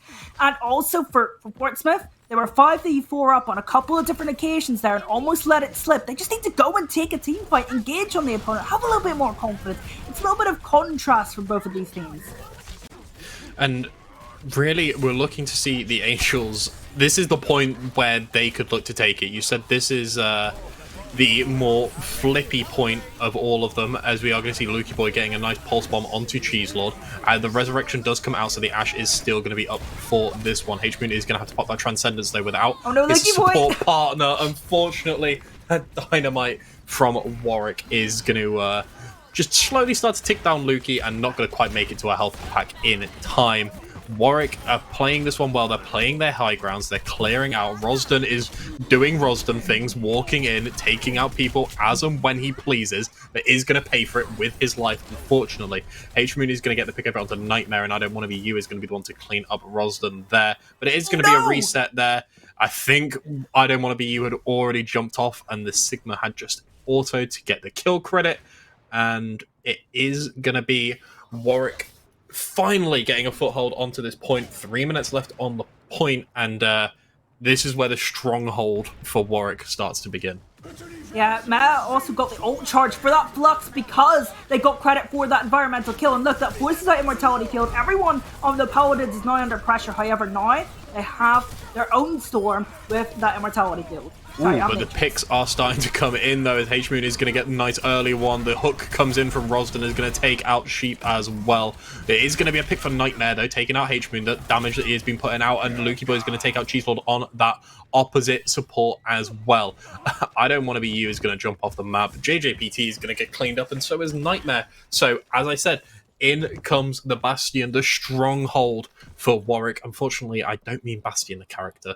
JJPT is going to look to answer Rosden with the Roadhog, and Portsmouth are starting to crack. They're opening themselves up to playing Warwick's style. I mean, this is fine. I guess this is a countermeasure to Rosden, but what does that do for you in this team fight where you want to open things up with a self-destruct and maybe get a Deadeye off? How are you going to create space for that Deadeye with that Roadhog? Maybe take an off angle and try and take some players into a certain straightaway? I'm not exactly sure what that does for Portsmouth themselves. Yeah, we're going to see JJPT looking for these flank angles that have been taken previously by Rosden. The whole hog is going to come in and it's going to take out Nightmare before the High Noon can come out. I Don't Want to Be You with another very, very clean bomb is going to take out Cheese Lord and Rosden. Honestly, any ultimate that you throw at Rosden that takes him out is definitely worth in my eyes. JJPT is going to get the hook over on to Meta, clean that one up.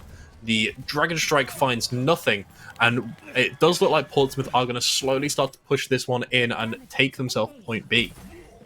Yeah, 3 minutes off the clock, though, for that. I wonder if Rosden's going to go for the touch. No, okay, get a bit out of that one. 3 minutes off the clock from point B for Warwick. That's okay, but realistically, with how this series has been going so far, you might have maybe expected them to even hold on point B. I think they could have maybe got a fair fight if they admitted defeat a little bit sooner, maybe got a little bit more time off the clock if they tried to just die on point, but we'll see how it goes later on. Lukey Boy now on that Tracer that you were asking for and playing pretty well at that. See, they needed to make these swaps. Portsmouth, you'd been playing your comfortable style, but it hadn't been working, and now these swaps are perfect. Meta is going to beam down Nightmare. As soon as that Discord Orb lands on him, he is removed. And this nice split style coming in from Warwick, which we expected from them, is now going to start to come into play. The tank's up on one side, the DPS up on the other. A Nightmare is actually going to make a swap over onto the Widowmaker. Everyone's pulling stuff out now. Lukey Boy is going to find two, one with the Pulse Bomb, one bursted down by himself. JJPT is going to find another one as well. The Resurrection does come over onto Meta as H-Moon does beam Lukey Boy in the head. Sheep is going to get the Resurrection. JJPT finding Meta, cleaning up. H-Moon trying so hard to win this duel with the Tracer and have been doing so well. The recall does come in and saves that Tracer's life. Rosden taking out Sheep as Nightmare on this Widowmaker. Really clean shot the second the Ashe poked out, off with her head.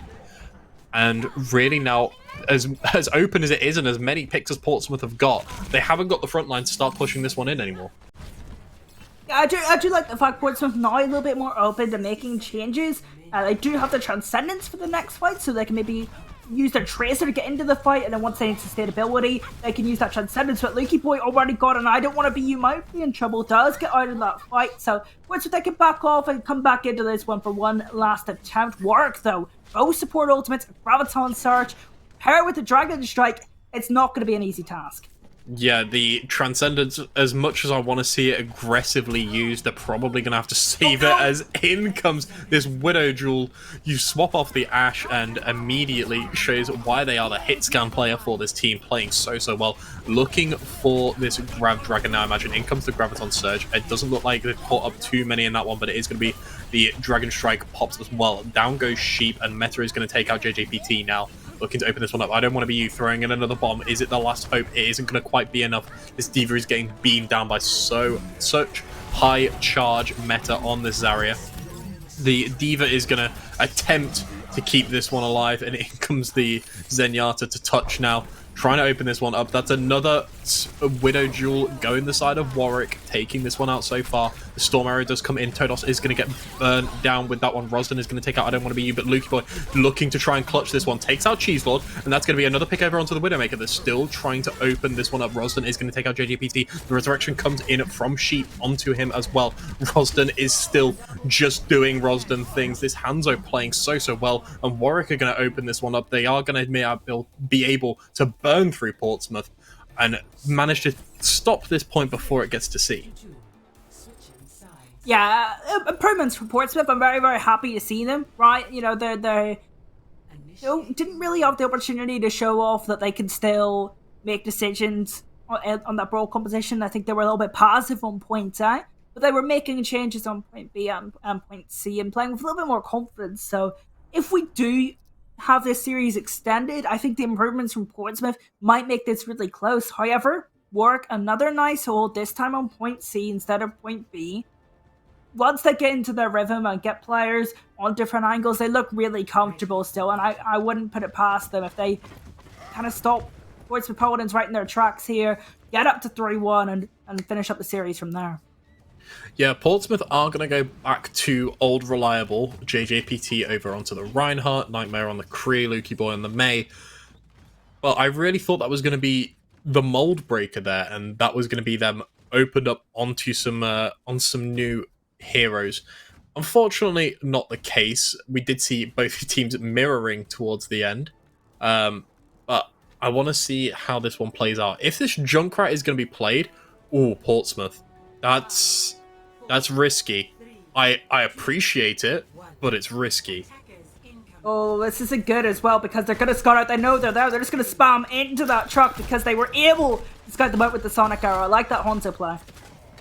Really nice little Sonic Arrow coming in, and they're just going to fire down, and the whole of Portsmouth is going to have to back out. They do have to use the lamp, unfortunately, and the anti-nade does come in as well. They are backing up. They're not looking to fight this, and down goes Sheep.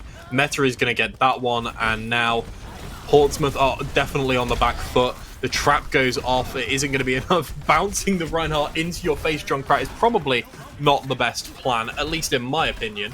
They are going to look to push this one now. This Junkrat is going to take the high ground and spam and rain down on the enemy team. That Baptiste was so close to falling, but he has a Riptire already.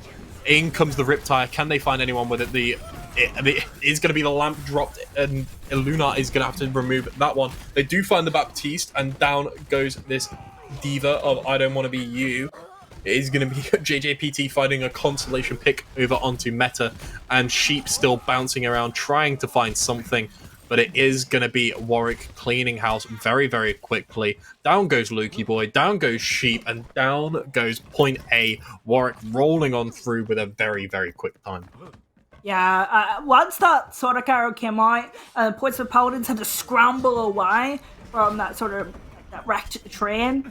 They had to back off, and then once they were trying to back off into that Mega Health Pack room, nobody really knew what to do. A lot of players weren't rotating, they were rotating further back, and then Sheep got caught out, and from there, point A was done. They have tools to work with here on point B, as they have the application matrix, but they have to weather the storm and get through this Gravitic Flux first.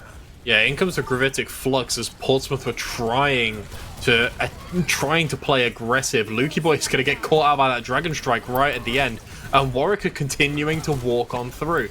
Nightmare is going to get picked over onto the Widowmaker, make that 2 over onto the Hanzo as well, taking out both DPS by himself. Headshots coming in left and right. Poor JJPT is going to get juggled up, held up in the air by that nano-boosted Whole Hog. It's gonna get Rosden is gonna get bumped up there by the D.Va. I don't want to be you playing very, very well there. Nightmare is gonna get the high noon over. The Deadeye is gonna pop him, and Portsmouth are holding on so far. I actually like that fight a lot more again from Portsmouth. When they actually take the initiative and have plans going into fights, like engage with that on Matrix and then using a Deadeye and a Shatter, they look so much better. Why not do it more often? In comes the bomb from I Don't Want to Be You, and it's another pick. The Hanzo is going to get taken out there. The Widowmaker is going to get chased down. 1 HP. It's going to try and stay alive. Stayed alive way longer than they should have. But Meta is going to get the pick over onto Nightmare, and Sheep is going to find 2 in this fight, and this Lucio playing very, very aggressively, looking to take on Rosden now as well with the help of your D.Va. But Rosden will just shoot you in the mouth. It doesn't matter, Sheep. You're playing well, but he has a shotgun. Unfortunately, it's not going to be enough now, as Warwick is starting to walk over. When Rosden is in the fight, he's playing he's demanding so much space, and Portsmouth have to give it. If they don't give it, they get walked over, and it's opening up so many opportunities for this DPS combo on Warwick to try and do something.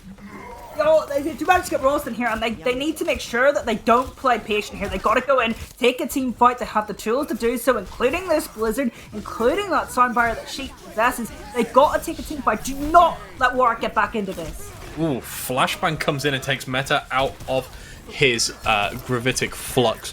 Rosden did get revived, but it probably won't be enough here, as it is going to be JJBT charging from the high ground and taking out Cheeselord, the Fire Strike to take out Meta, and Rosden is once again in the backline, taking out Nightmare, is going to reset. 2 minutes 20 left on the clock, and Warwick have a couple of ultimates to use here, but they're playing into Deadeye, they're playing into Blizzard, they're playing into a Shatter, and also the Amplification Matrix of Portsmouth. What do Warwick need to do to try and flip this one? Honestly, they need to try and get Portsmouth on rotation. This is now a more proactive Portsmouth. That's what they should be doing, and that's great. But once you actually catch them on rotation, they're going to get a little bit scared. They're not going to want to play proactive ever again. So if they can catch them on rotation and pin them where it hurts, it's going to be difficult. Rosden receives the nano boost, and JJPT identifies the threat and realizes that mutually assured destruction is the way to go, and charges him and Rosden off the map, removes Rosden from the fight immediately, and leaves his team to clean that one up. It's going to be close, but it's not quite enough. Warwick really starting to look like they're grasping at straws here. They still have ults left on the board, but is it going to be enough? Portsmouth committed a couple last fight, sorry. They need to take wider angles, I think, here, but it's going to be a quick engagement from Portsmouth. Well, they're at least going to attempt to, and Rosden's going to get caught out once again. And again, the threat has been identified. Warwick now on the rotation. Is it going to be enough? I don't want to be you cleaning up on the McCree. In comes the Flux once again, but you are in an interesting position there. Meta is going to get the pick over on to Lukey Boy with the lift from the Flux there. Nightmare is going to find 1 with the Deadeye. I don't want to be you is going to find 2. I don't want to be you playing so well on this D.Va. It's like a different player coming out here so far. Is going to have to drop the bomb to remech. But 30 seconds left on the clock. Warwick are going to have to take a quick fight to try and flip this one now. I don't know if it's going to be an easy one either. Portsmouth Paladins have the Blizzard, have Soundbire, 2 very good ultimates, and they're building up to some other ones as well. Warwick, they need a hero play from either of the DPS. Both have ultimates available. Who will step up? And it's going to be Rosden getting locked up once again. They've identified the threat, they've gone in, and they've removed him, and that's going to be everyone from Warwick removed.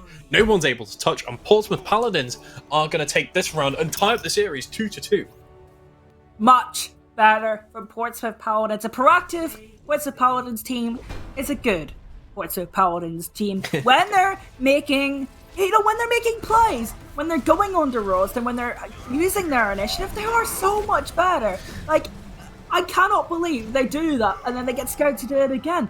Once they're playing like that, I'm sure they're having more fun as well when playing proactively. They've got to do it more often, and if they do it more often, they're going to win this series.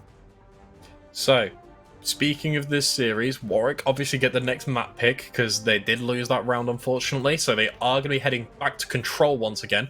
It'll be between the Control maps that were not picked last time, so Oasis or Busan. Which one are you electing for if you're Warwick? Busan all the way, I think. I think both are good choices. I feel like we've got for them, they've got the boogie, or like the kind of like the booger control map out of the way for them, right? They don't want to play those maps, right? They don't want to play Nepal. But Oasis and Busan, both very good for the chaotic playstyle. Both favor poke playstyles quite a bit, apart from like Mecha Base and maybe University. But both 2 out of 3 in favor of that poke playstyle. So control is going to be a difficult one for Portsmouth. Yeah, it does look like they are going to elect for Busan here. So both of these teams, they need 2 out of these next 3 rounds to take this series. We did say it's probably going to go the distance, and it's going that way so far. We're guaranteed at least 2 more maps, and we very much appreciate every single one of you for coming along and watching this, because obviously you'd rather be here on the Null 2. You'd rather be here watching Overwatch, because who wants to watch Clash Royale on a Monday evening? Who wants to watch Clash Royale full stop? Like, I mean, I didn't say it, but oops. Of course. We'd rather you be here watching Overwatch with us on your Monday evening and seeing the finale for this. We are going to get a couple of subs coming in. So Rift is going to come in for Nightmare on the side of the Portsmouth Paladins. And Code Nuke is going to come in for a Lunart on the side of Warwick. So a sub on each side. Both of them are DPS players, and I'm flicking through my information very, very quickly. And what can I find? So Rift was playing the hit scan for Portsmouth in our first round on Control, playing the McCree and playing very, very well. So I'm expecting him to come in and probably play the hit scan once again. On the other side, we are going to see Code Nuke come in, and this was the Echo / Farah player that we saw on Nepal. So I imagine, again, something similar. Yeah, both of these players played map 1 on Control, so both teams going to their original Control lineups. Both teams seem to have Control map specialists ready for this series, and this is definitely an interesting time to bring them in. You know, we're kind of back to when, Control started the series, we were 0-0. Control, we're back here again, it's 2-2. Both these players are coming back into the lineup. They need to make the plays, because whoever makes the plays here, their team takes the lead in this series. Yeah, they take the lead in this series, and then they are on that match point, very, very close. Once you get this next map, you then, I feel, would have the mental advantage there, because if the opposition makes a mistake, they drop a map, that's it. The series is done. You have that safety net of being able to drop one more map, but really, I feel like this is going to be the decider, in my opinion. I mean, definitely, it's definitely capable of setting the pace for the rest of the series. Again, we still have to ask the question: what Paladins team are we going to see? Are we going to see the boards of Paladins that is intuitive, makes decisions, and gets onto targets quickly? Or are we going to see the boards of Paladins that kind of sits around and lets the opposing team have high ground? Are we going to see the Warwick Angels that takes off angles? Or are we going to see the Warwick Angels where Ralston gets lost every fight? That's the big questions that we have to ask. And honestly, I don't know which answers we're going to get. Guess we'll have to stay tuned and find out. Yeah, I'm really looking forward to seeing. Portsmouth have taken on adaptations throughout. So to start with, they were very decisive. They were making all the right decisions, and they cleaned up. Won a very, very convincing map to start with. And then a whole new Portsmouth Paladins team came in, and they didn't understand how to make any decisions, and they looked lost completely. Rosden was just walking through, their snipers were picking off people left, right, and centre, but we're starting to see Portsmouth coming back. Rosden's getting shut down when he's going on these flanks, these snipers are getting picked off nice and early, and really, I'm looking forward to seeing, I imagine, the complete reset now. Portsmouth should be back to where they started, where they should be dominating throughout. Warwick still have that advantage. They can still come in and they can still pick people off left, right, and centre. And I'm interested to see what they come out on, if Rosden is actually going to play this Winston. I wouldn't be surprised if Warwick changed something up a little bit in here and try and put Portsmouth off of their game. I think it would make sense. I feel like one thing that we have to actually keep an eye on here is Portsmouth. One of the maps they lost was a map pick. Warwick yet to lose a map pick in this series. They've kind of got the advantage in that part for this series. This is their map pick. Let's see if they can keep that 100% map pick win in. Yeah, I'm hoping that they can come out and do something similar. They've played very well throughout, and this Widowmaker immediately up onto the high ground. I'm interested to get a nice view of them, see if they can get any picks. But it does look like Warwick are just going to take this side, and something we haven't seen from Rosden so far is a character other than Roadhog. So it's going to be on the Winston for this one. Very, very nice for him, especially on this map. And an interesting angle, not really seen Winston's holding up here before, as we are going to see Warwick rotating all the way around behind Portsmouth and opening up these sightlines for themselves now, so that Portsmouth have to fight on two fronts. Rosden is going to get stunned up and taken out as the Immortality Field does come in from Todos. It is going to be popped, but is it going to be enough? As Code Nuke is coming in on this Echo with the damage boost, putting in a lot of damage, but the Widowmaker is just going to get charged down. I don't want to be you is going to get that pick. Code Nuke is going to focusing beam down Rift, but Sheep coming in, booping off the Ana, and Meta going to fall as well. So it does look like Warwick are going to have to back out of this one eventually. They are probably just going to drop down onto point and reset, as Rosden again taking very, very aggressive angles, and JJPT with the little bit of a main tank diff there coming in from him. Honestly, how much better is this? It's so much more interesting to watch Portsmouth when they're playing like this, right? That Winston, when Ralston made that dive, that kill doesn't happen if this is still Sky Industries, if this is Hollywood. Really good decision making to go and turn around and make sure they clean up that kill instead of charging into other players. Then they take the players on one player at a time. The focus fire was good enough. Keep this up, Portsmouth. We like this. Yeah, Infrasight coming in from the Widowmaker now, so seeing whereabouts everybody is. That's a really nice Immortality Field coming up. Very well timed there from Todos, but it's not going to quite be enough, as Lukey Boy is going to be the one to fall there. If they do step out, Code Nuke is going to get the Sticky Mine kill now, as well as Rosden is going to pop Primal, just juggling JJPT into a corner and going to burn through that one. I don't want to be you, is going to take out H-Moon, but it's not going to be enough, as Warwick are going to flip the point with 56% for Portsmouth and ticking up for Warwick now. Yeah, better for Warwick as well, that fight. They were taking better angles, they were inflicting pressure onto the right players at the right time. This is also going to be a difficult fight for the Paladins. There's no real win condition. Yeah, you've got Self-Destruct, which can create space and maybe get a pick, and then maybe Blizzard in the mid-fight. You can isolate one or two players with that. I think that's what Portsmouth want to do. Warwick Angels, they want to engage early with that duplicate. Yeah, there is the duplicate coming in. JJPT is going to get the pick onto Meta, but it is going to be the Reinhardt picked up, the Reinhardt 1v1. But I feel JJPT wins the Reinhardt duel every single day of the week.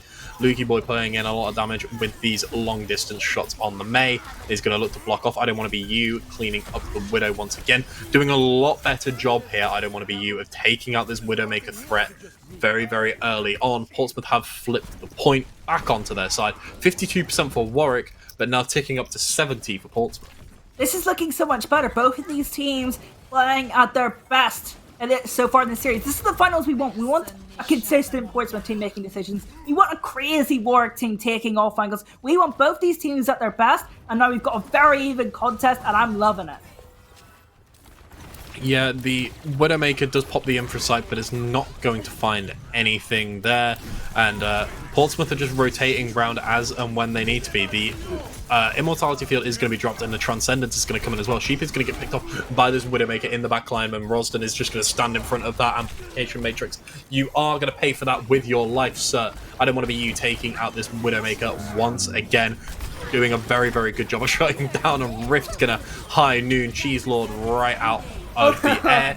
And Rift, that's you know, you took out Meta, you did well, but you are going to die to the bomb. It is going to be, I don't want to be used, Mech taken out as well. Rosden is going to kill, I don't want to be you, with that jump pack landing. We are going to see a Tracer pick up here now for Warwick. They are going to swap off that Widowmaker onto this Tracer, trying to open this fight up for himself. It is going to be 95%, oh sorry, it's going to be 93% ticking up, as Warwick did manage to flip the point, and now looking to hold this one. Portsmouth are going to have to make some swaps to try and get back here in time. If they do get on point, it's going to have to be the Blizzard if they're going to win it at any rate. So, Lukey Boy's about to watch what happened there. JJPT's done! H-Moon going wide for JJPT, is trying to swing round, but he's going to get booped out before he can even touch the point. H-Moon on this Lucio, not something we've seen from him, but clearly coming back with the stall pick, and it's working out well. Meta is playing very, very aggressive now, trying to take out this Mei, and down she falls. Rift is going to take out H-Moon, but is it going to be enough as Warwick are ticking up in overtime now? They just need to clear out the Portsmouth players. The point is ticking up now. Rift is starting to take people out left, right, and center. In comes the beat now from Sheep. Is it going to be enough to keep them alive? This pocketed Echo putting out so much damage and does have a duplicate ready. In comes the duplicate, and it is going to be the Diva picked up, and the bomb will be close to follow, unless I don't want to be you comes in again with another massive bomb, going to take out that Tracer and remove the duplicate as well. Lukey Boy coming in on the Tracer as well, now putting out so much damage, but it is going to be Rostam popping the Primal Rage, keeping himself alive as the point is ticking down, but someone does manage to get a toe on just about. It's going to be players diving in left, right, and centre from Portsmouth and from Warwick, but Portsmouth are going to clean that one up, and they just about took that one scrappy towards the end, but Portsmouth are going to take the round 1-0. You have to feel Warwick are kind of sitting there like, oh, that was a missed opportunity there. They actually managed to get JJPT, and I'm trying to think about how they died so early. I think JJPT got hit by the train when H-Moon booped. I think that's exactly what happened. Imagine if Portsmouth lost that fight because JJPT got knocked over by a train on Busan downtime. Like, that would have been like an insane final story. However, Warwick, they didn't finish off that fight. They allowed Portsmouth to bring players in slowly. Rift got a double kill with the Deadeye, I believe. And from there, they were able to pick up traction on Downtown. And now we're in Mecha Base, right? Back to Brawl, a Brawl map, a Brawl team. Let's see if Portsmouth can finish off the job here on Busan. Yeah, Portsmouth are going to, run as they should, up to the high ground, look to take the duel early. Of course, Warwick aren't there. They're not going to be playing Brawl. They're going to be running around with Rosden back on Roadhog because the Winston didn't work out for him, so he's back on to the Roadhog meta on the Sigma as well, alongside that Ash and Hanzo, which they've been playing so well throughout, and both teams just keeping the distance between them. Warwick are just rotating around. They do not want Portsmouth anywhere near them, especially with JJPT on that Reinhardt. We saw the main tank diff earlier on. Mercy is going to drop down and is going to have to Guardian Angel her way back out of there. Rift game poked down, but no picks as of yet, as Portsmouth do open up the point so far. They are ticking up the contest so far. Yeah, Warwick, I think, being a little bit too patient this time around. I feel like they're taking these off angles, but they also do need to kill the opposition at point and take angles on the opposition. And they, like the DPS who are having space created for them, need to get kills. But look, what's with Paladins? They're not going to let that happen. They've made a decision. They're straight on to Ralston. Yeah, as soon as that wall comes up, they come charging through, and really, it's going to be Portsmouth looking to try and open this one up. But so much damage coming in from Warwick. They have these two snipers up on the high ground. H-Moon with a really nice volley over there onto Sheep. And Warwick are going to flip this one now. It's going to be late on. It's going to be 40% ticked up, and Rosden paid for it with his life. But Warwick have opened this one up, and they have some percentage on the board now, and a few ultimates ticking up close as well. Yeah, Portsmouth made the decision to go on the Ralston there, and I did like the decision because they're finally going on to targets. Was it the right target at the time? Probably not. They probably should have maybe looked at the hit scans, and now they're in a bit of trouble. They've got that Matrix to poke themselves into the fight, but they have to deal with Valkyrie and 2 DPS ultimates. It's going to be a difficult fight for them. Yeah, the Immortality Field is going to get dropped, as well as it is going to be Portsmouth flipping the point back onto their side, as Warwick are going to try and get this one, but the JJPT is just going to walk on this Ash, and there's nothing that she can do about it. Rift dropping the Deadeye is going to take Meta out, and H-Moon is going to find Sheep, and Rosden finding Rift, so both teams finding picks left, right, and center. H-Moon is going to pop the Transcendence, trying to keep Rosden up. This hook coming in, and it's not going to quite be enough. That Immortality Field isn't quite going to land. Rosden trying to find a way out of that blizzard. Unfortunately, not going to find anything. But Warwick are going to flip this point. 70% on the board from Portsmouth, and it's so scrappy. But it is going to be Warwick starting to take this one for themselves now. Yeah, we kind of saw Downtown, which is both teams at their best. This is kind of like both teams at their worst. Both teams really nervous by the looks of things of how they're executing these team fights. And I feel like whoever gets out of this map will be so relieved to be in the lead of this series. It's going to be difficult here. Bold strategy to go across the bridge against this Wrecking Ball. They do get across it. HMoon gets a kill as well. Warwick, they're looking to turn this map around. Yeah, Warwick playing so well, but that wall is going to find HMoon, and JJPT going to swing for the fences on that one, taking him out, and that Zenyatta is going to be gone. That's a huge amount of damage reduced, but Sheep now getting a clean headshot from that damage boosted Ashe, and it is still Warwick ticking this one up. They have just overtaken Portsmouth for the first time this round on the point. They're 75% now, and Portsmouth are going to have to make an engage at some point. When Sheep gets back, they will be looking for that go button. They have a lot of ults on the board, and I'm expecting another beautiful bomb from I Don't Wanna Be You. It's going to be dropped down onto that backline. Not quite going to make it around the corner, so not going to take out those snipers, but in comes Rosden taking out Sheep. In comes the Dragon Strike. It's not quite going to be enough. Rift up on the high ground now. Not going to be able to get that Deadeye off before HMoon takes his head clean off his shoulders. Portsmouth have flipped the point, and this is very scrappy. Warwick are getting so many picks in, but Sheep coming in with the beat now, trying to keep his tanks alive, trying to keep himself alive. Rosden cleans up I Don't Wanna Be You. The point is still ticking up for Portsmouth, though. They still have bodies to throw at it, but it's not going to quite be enough. Rosden's not going to quite escape that blizzard as Rift comes in, takes him out, and it is going to be Portsmouth now. They just have to clear out these Warwick players. Are they going to be able to do it as the ultimates do come in? Meta is going to drop that minefield and is going to clean up the Bob as well.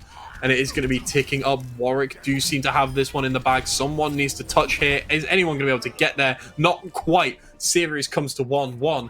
And we are heading to a match. We're heading to a round 3 on map 5.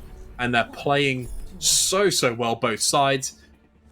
That round may not have shown it, but they're definitely playing out their minds so far. Yeah, this is definitely a turning point of the series. I can see whoever wins this map winning this series from here on out. Like, both these teams will reach their peak performance in this series. I think we saw that on Downtown. I think that could be just a little bit different. I think both teams are very nervous here. I think we're going to see back both teams at their full potential here on Sanctuary. Oh, this is getting seriously exciting. Really looking forward to seeing this one. Code Nuke is going to hop out on the sim, teleport everyone forward, and then I'm expecting Echo. Oh, nope, I was wrong. We are going to see the Hanzo coming out once again, and we're going to see the McCree as well. Meta on the Wrecking Ball here as well, and JJPT picking up the Wrecking Ball as well. So clearly, it's a favoured pick here on Sanctuary. Well, D.Va for set of points with Paladins. D.Va is going to try and get the McCree into the fight, as well as the Zenyatta for more aggressive damage angles. We'll see if the freer angles of the Hanzo will affect that then. Yeah, and they're really... Honestly, that's so much damage. You see, I don't want to be you walking through, trying to just fly to the point, but is bursted down before they can get anything. HMoon, this McCree, Code Nuke as well. So much burst potential, and it is going to be Warwick opening this one up, and this spam comp is really going to come into its own now. I'm not sure I like Portsmouth going for the ball matchup. I do like their ball composition a little bit more, but going for the ball matchup against Warwick, who are very good at these chaotic compositions and probably chaotic versus chaotic matchups, not sure if that's the right decision for a team like Portsmouth. And now they're going over D.Va Roadhog, something that we haven't seen too much from them either, so I think Warwick are a little bit more comfortable with the two teams right now. Really nice hook coming in from Rosden. JJPT tries to mirror the Roadhog once again, but it's going to be Lukey Boy coming in on this Tracer, getting the pick over with that Pulse Bomb onto HMoon. Rift getting the pick over onto Meta as well, as Resurrections come in for both sides. This Tracer of Lukey Boy is so strong. I've told him to play it throughout the series. Obviously, he can't hear me, but that's not the point. He's playing it so well. I don't want to be you as well on this D.Va, coming in and burning through. 65% on the point, but it is going to finally be flipped over as Portsmouth finally get a foothold on Sanctuary and look to try and hold this one now in their own little Sanctuary. Yeah, what I do like is that the fact that they're trying to play Hog sort of like Reinhardt, but also as like a tool to destroy Ralston. I think that's a pretty good play for them, right? I think that's something that they can do. It's something a little bit more traditional. Once they go back to something they're comfortable with, they're looking a little bit better. Lukey Boy on the Tracer is opening up angles for the rest of their team. Rift, of course, getting 3 kills at the end of that last fight. Lukey Boy still playing very, very aggressively. It's going to be Todos dropping the Transcendence H-Moon mirroring on the other side. So both Transcendences coming out as soon as they drop. Rift is going to get the pick over onto his opposite. He's going to find another one on to Cheese Lord. I Don't Want to Be You is going to find one on JJPT as well, getting his name up on that kill card. The bell rings, and that's going to be a full team kill, as 50% ticks up now for Portsmouth Paladins. They're really starting to come into their own on this composition now. Yeah, it's brilliant, right? At the start of that team fight, you don't see a team fight that quick from Portsmouth Paladins if this is map 2, map 3 of this series. But here we are in map 5. Portsmouth, they have evolved, they have adapted, they have overcome, and they are looking so much better. They're looking like they're in the position to win Busan. Can they finish it all? 66% versus 66%. They've got a self-destruct, they've got a pulse bomb. Can they do it?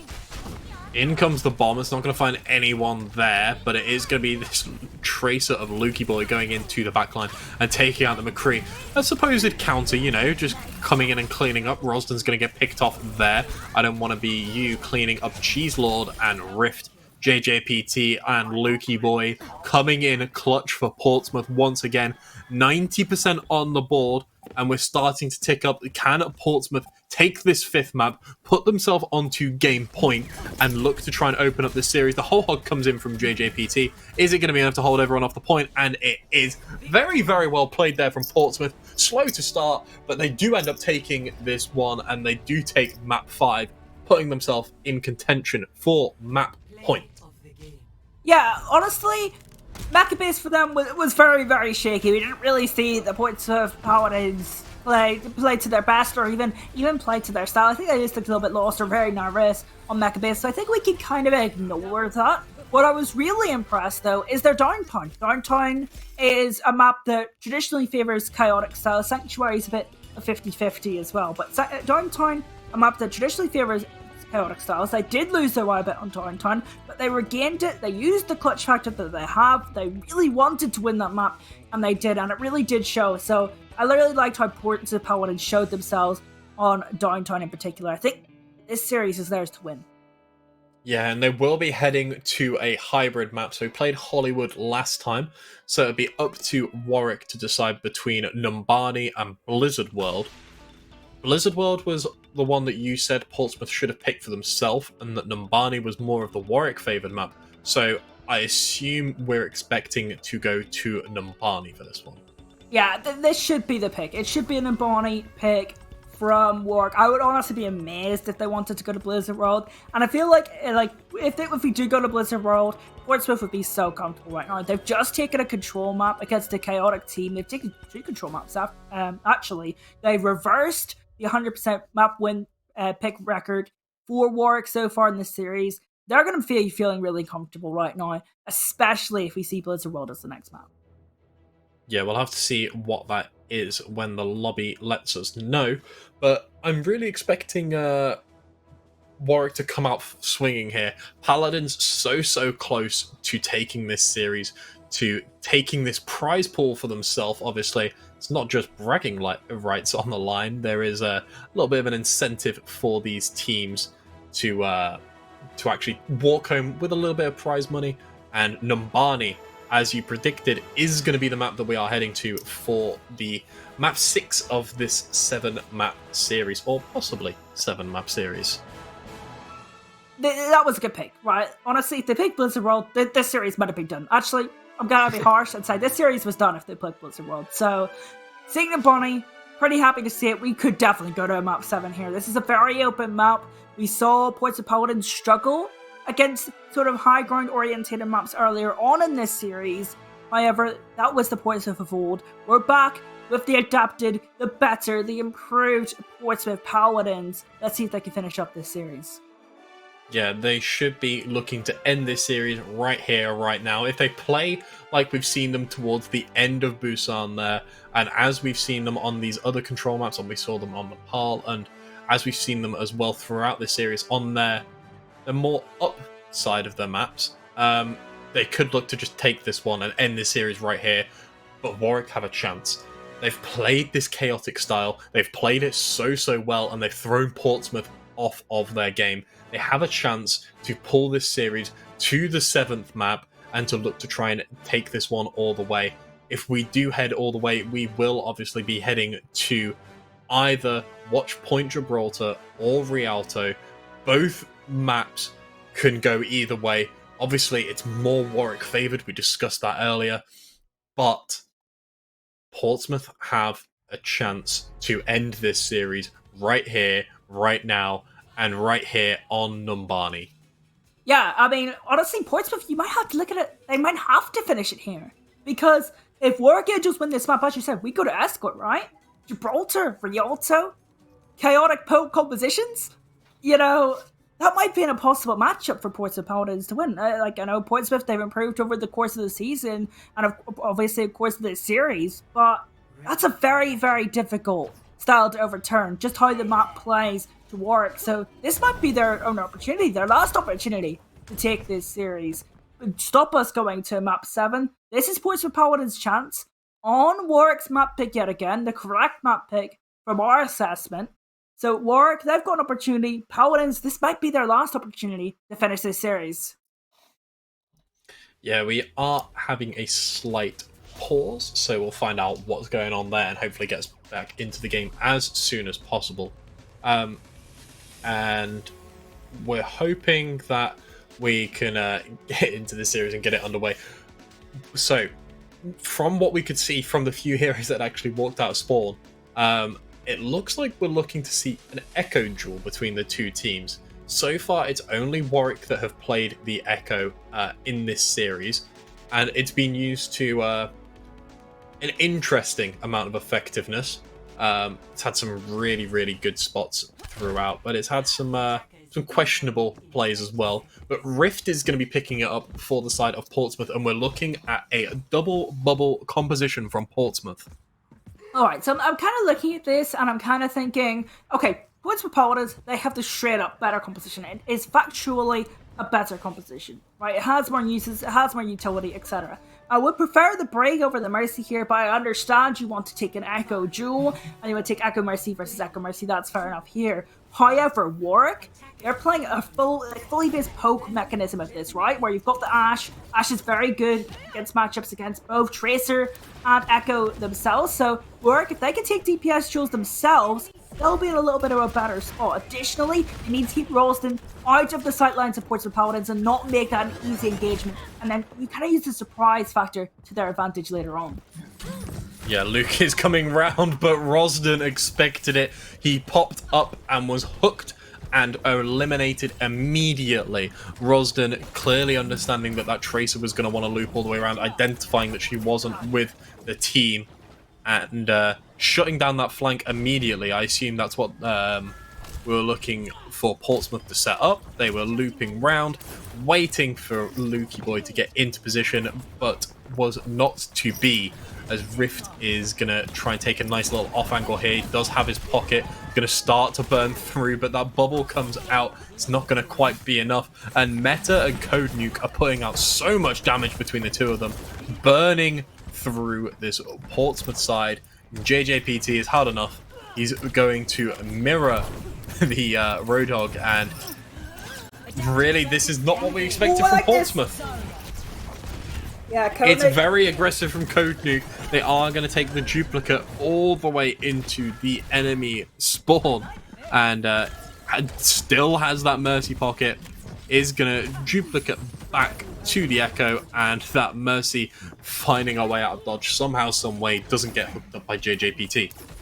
Yeah, Portsmouth Paladins, they've got win condition online. That duplicate, of course, not there for Warwick Angels. They might live to brew that, but they've got this nano boost. They can either nano Rift or JJPT to try and get in the fight. Yeah, and Rift showing that they don't even need that nano boost coming in. It is going to be I Don't Want to Be You that does pick up that nano boost. So high charge on this Zarya, and it's just going to start to try and burn through, but Warwick are just staying up on these high grounds. They're not looking to fight. Code Nuke is going to take out Lukey Boy with that focusing beam, and the duplicate comes in, and Rift is going to be doing his best JJPT cosplay. In comes Rosden, the grab whole hog. Is it going to be enough? Off you go, JJPT.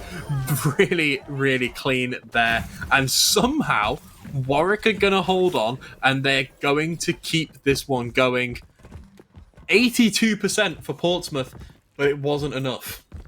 we didn't think I didn't think I'd have to say this, but we're kind of back to that situation on Hollywood where these high grounds that are very famous on maps like Hollywood, maps like Nimbani, that you need to try and take control of. Portsmouth Paladins, Warwick Angels, they have them for free. Portsmouth need to be a lot more careful with how they engage. Rosden gets the nano boost to save them this time. Yeah, in comes the Graviton Surge, though. Isn't going to find anyone as Rosden has that nano boost to keep him alive. He's going to receive all of that, obviously, that damage reduction. And really nice little angle from Luke there with that Dragon Strike coming in. And I Don't Want to Be You and Rift are just going to clean house. They're going to flip this one and take this point and look to engage now. JJPT just going to pull Bob away from the payload and get that one moving now.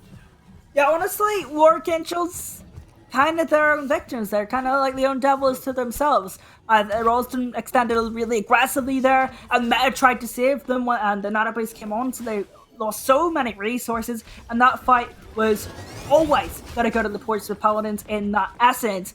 Portsmouth, a little bit lucky that their opponents gave them an opportunity, but they took that opportunity instantly. Portsmouth now have an opportunity to get back into this Nimbani map, get the best value they can out of point B, and bring themselves to match point. Well, they're already on match point this series, to try and take this series. Yeah, they're really looking to try and wrap this one up and take a 4-2 victory and take home the prize pool. But it is going to be a duplicate Whole Hog trying to buy some space for Code Nuke here. It does manage to take out that Anna just about. And Portsmouth now on the back foot. They're trying to open this one up, but the duplicate Roadhog isn't going to get the same amount of damage and work done as Code Nukes did. Focusing Beam is going to take out Rift, and this payload in an awkward position now for Portsmouth. They have to just walk down this long straight down towards Warwick to get this one moving once again. Yeah, this is a really awkward position for the payload. However, it's point B Nimbani, so it is pretty easy to get in the end. They just need to get one real push together. They'll have a Dragon Strike, Graviton Surge combination as well in a bit. And they've got the Valkyrie to engage with as well to make this a little bit more comfortable for them. Yeah, they are going to try and look to open this one up now. Portsmouth trying to walk forwards and open this one up for themselves. They're trying to find an opening here. Warwick are just going to keep backing off. They're just going to give the space when they need to. In comes the Bob to try and deny some of the space that Portsmouth had recently claimed. And Rosden is going to find JJPT once again. Rosden is the deciding factor for Warwick. If he is up, they have a chance. Yeah, but these teams kind of settling down. Never mind, Meta goes to the Graviton Surge. Surge does come in. Meta is going to find 1 and 2 cleaned up by Code Nuke. And Warwick, with an absolute stronghold defense once again, they get them onto this second point, and then they're just holding these long sight lines so well. They did it incredibly well on Hollywood. They did it rather well on Route 66 for the short time that they could hold on point B. And it looks like they're going to do the same on Nimbani. 30 seconds left on the clock. Paladins are going to have to look to push with just a couple of ultimates on the board. It's going to be both. The Echoes, both Echoes close to duplicate. And with Portsmouth Paladins wasting their Graviton Surge in the last fight, they won't have that Grav Dragon combo. Let's see what these Echoes have got. In comes the Dragon Strike across the point. It isn't going to find anything. Rosden is going to take out JJPT. The Resurrection does come in from Sheepbird to try and keep this fight going. Rift is going to get the duplicate over onto the Roadhog. So it does have this Whole Hog once again and is going to take out Rosden. Rosden immediately removed the Whole Hog. It's going to launch Code Nuke all the way off the map. That's a long range one there. They are contesting on the point. They are trying to push this one in slowly but surely. Overtime ticking away, but Portsmouth have the numbers advantage. And in overtime, very scrappily, are going to take this one. 1.5 minutes on the clock and looking to push this one in to clean up.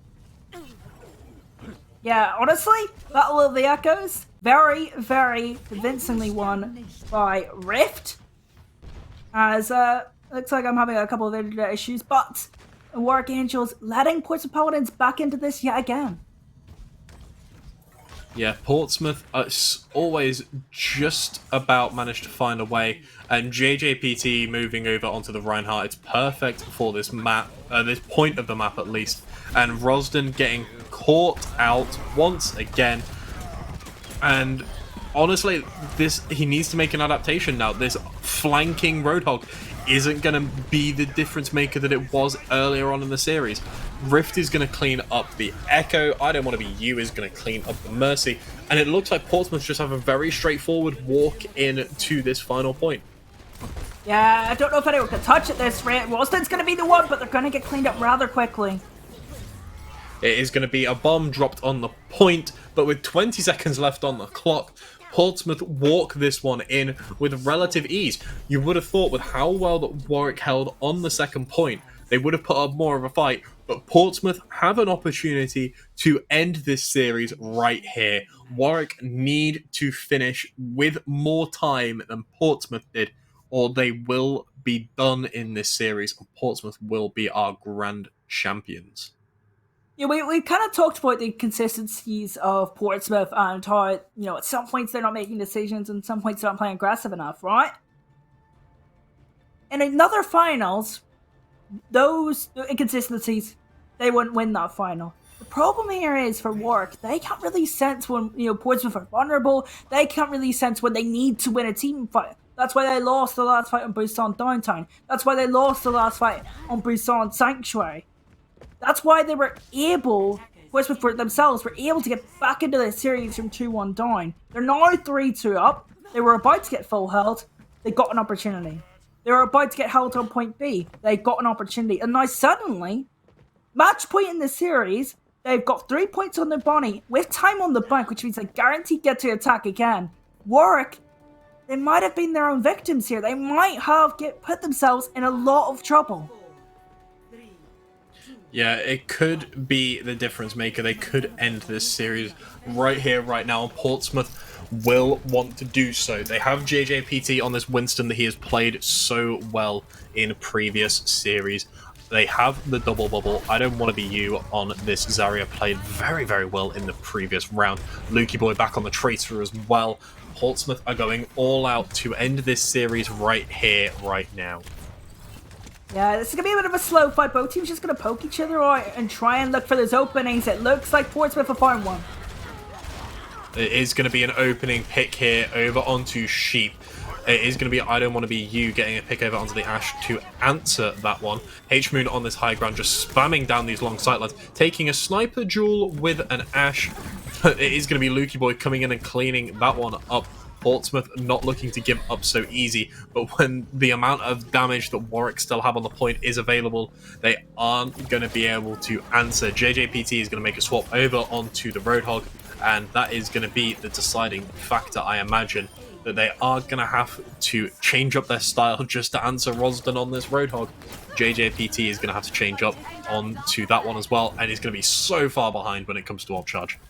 Yeah, this is such an interesting matchup right here, because we saw Portsmouth Paladins, they made the initial dive, but it wasn't really the opening you're looking for when you're playing that double bubble composition. Warwick, they found a better one, they took that first fight. And now, all of a sudden, the momentum of the series is back in Warwick's favour, right? Because we know Escort, that final map, is going to favour them. And now Portsmouth Paladins, at the same time, they've got to pick, they've got to get something started on point B, otherwise it could be a very devious time back for Warwick. Yeah, the resurrection comes in and Rosden is going to receive a coach gun to the mouth and is going to get cleaned up. JJPT as well cleaning up that Ash. Trying and flip this one for Portsmouth. Open up this one up and start this defense, because once they stop the snowball, they have a chance to take this series.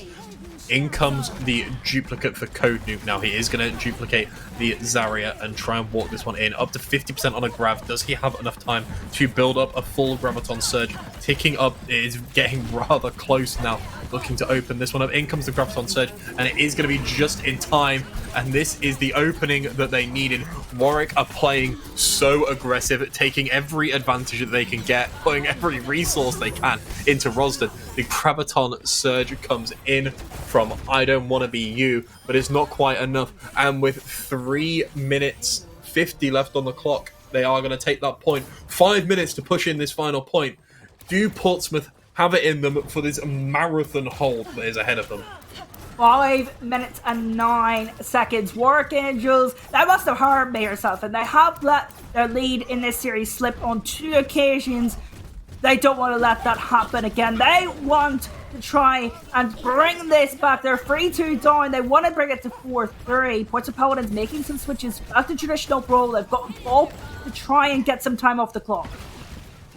They have to try and find something. Portsmouth need to chew up time here. The Graviton Surge is going to come in from Warwick, and they are going to drop the Immortality Field, so no one is going to fall there. Rosden and Meta are going to get cleaned up. That should be the end of this push, but they want to try and extend it as long as they can. Portsmouth going to take out Cheese Lord and are going to try and look to try and hold this one. They still have 4 minutes 20 left on the clock. They took a minute out of that push, but they still have so long to go. That was probably the most difficult fight that Portsmouth are going to have, because they made all those changes. They only really had the Bob, and Warwick had ultimates like Graviton Surge online, and now we're kind of on this even playing field ultimates-wise. Portsmouth, they might have been through the worst of it, however, Warwick, they will still have opportunities to finish this map. Lukey boy waiting with that wall. It's not going to quite be enough, not going to quite time that one right. Rosden is going to get taken out. He has moved over onto the Reinhardt to try and take this duel with JJBT, but he is one of the best Reinhardts that we have seen on these broadcasts in multiple splits. Portsmouth initiate now, press the go button, in they go. Sheep with that speed boost into everyone is going to find 2, Todos going to find 1, and Rift get himself up on the kill feed as well, as Portsmouth are playing so well. 3.5 minutes left in Warwick's time bank, but the way that Portsmouth are playing, they're looking to end the series right here, right now. I'm a little bit worried for Warwick right now, because the ultimates they have, they don't really have a win condition. Maybe the duplicate try and build up an ultimate. However, Paladins have a lot. In comes the slam. It's not going to find anyone by the looks of it. Lukey boy is going to drop the Blizzard as the Immortality Field comes out to try and keep JJPT alive. He is having to play so aggressive. The duplicate comes back in. It is going to find I don't want to be you as the duplicate bomb comes in, but Rift is going to find 2 with the Deadeye. Rosden is going to take out JJPT. Rift on a killing spree by himself takes out 3, and Sheep is going to take out Rosden. Meta finds Rift finally and shuts him down, as Meta and Sheep are going to trade back and forth. Portsmouth do keep themselves in it. They have 2.5 minutes left to hold. They have no ultimates on the board, but they have so many ultimates coming at them from Warwick. Yeah, I think Portsmouth Paladins maybe overspent on that last fight, maybe panicked after seeing that Echo duplicate online. They thought this was going to be that critical fight, but Warwick, look, 4 ultimates online, some great high-tempo ultimates, some great mid-tempo ultimates. That Immortality Field's great start to try and save them, but look, Warwick, they're coming in here and they're coming in fast. In comes the slam, but it's not going to be finding anyone as JJPT blocks that one up. Meta does have this Graviton Surge available now, but will they let it rip? Code Nuke is going to find 2. Rosden is going to find 1 as well, and Meta as finding that last 2 picks to clean this one up. 1:40 left on the clock. Portsmouth are going to have to come flying out here and attempt a stall to get it below a minute, but I don't believe they're even going to get there in time. This point is going to roll in, and I don't want to be you isn't quite going to make it, as Warwick, with a minute left on the clock, get themselves another minute added on. Portsmouth just rounded up to a minute, and Warwick have the opportunity to open this series up, take us to a round 7, and look to try and end this one. Or try and not end this one, which Portsmouth are looking to do. Portsmouth want to try and hold this one. They want to end the series. I think this is like the worst map in the game, right? For having that 1 minute versus 2 minute 14 situation. Because usually 1 minute versus 2 minutes 14 is usually 2 or 3 fights versus 2 fights. Something like that. Or 1.5 versus 2.5 fights. Here, this is 1 fight versus 2.5 fights. This is such a long distance from the spawn for the attackers to point A. That's so difficult. Like, that's such a difficult thing to uphold for Portsmouth Paladins. They have to get this right on this team fight. Otherwise, Warwick, they have an opening to bring us back to Escort, which we've already talked about, does favour the Warwick Angels. However, one thing that we do have to consider, Portsmouth Paladins actually won our Escort map, didn't they? They won Route 6. Sorry, they won Route 66. So is the Escort tradition of favouring that poke style even going to come into play here? We'll wait and find out. Can Portsmouth Paladins win this and finish this series here on Numbani, or will Warwick take us to map 7? It looks the way that Portsmouth are trying to hold this one. They did so well to hold for so long. It was unfortunate that Warwick did end up having that ult advantage.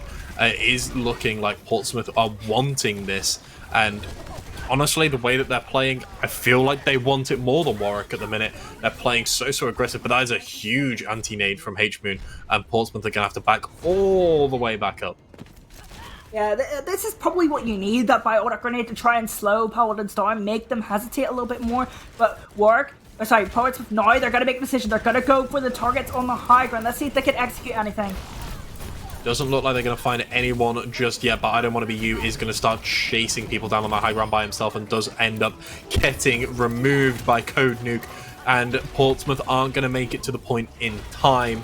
This is going to be locked up, and is it going to be enough?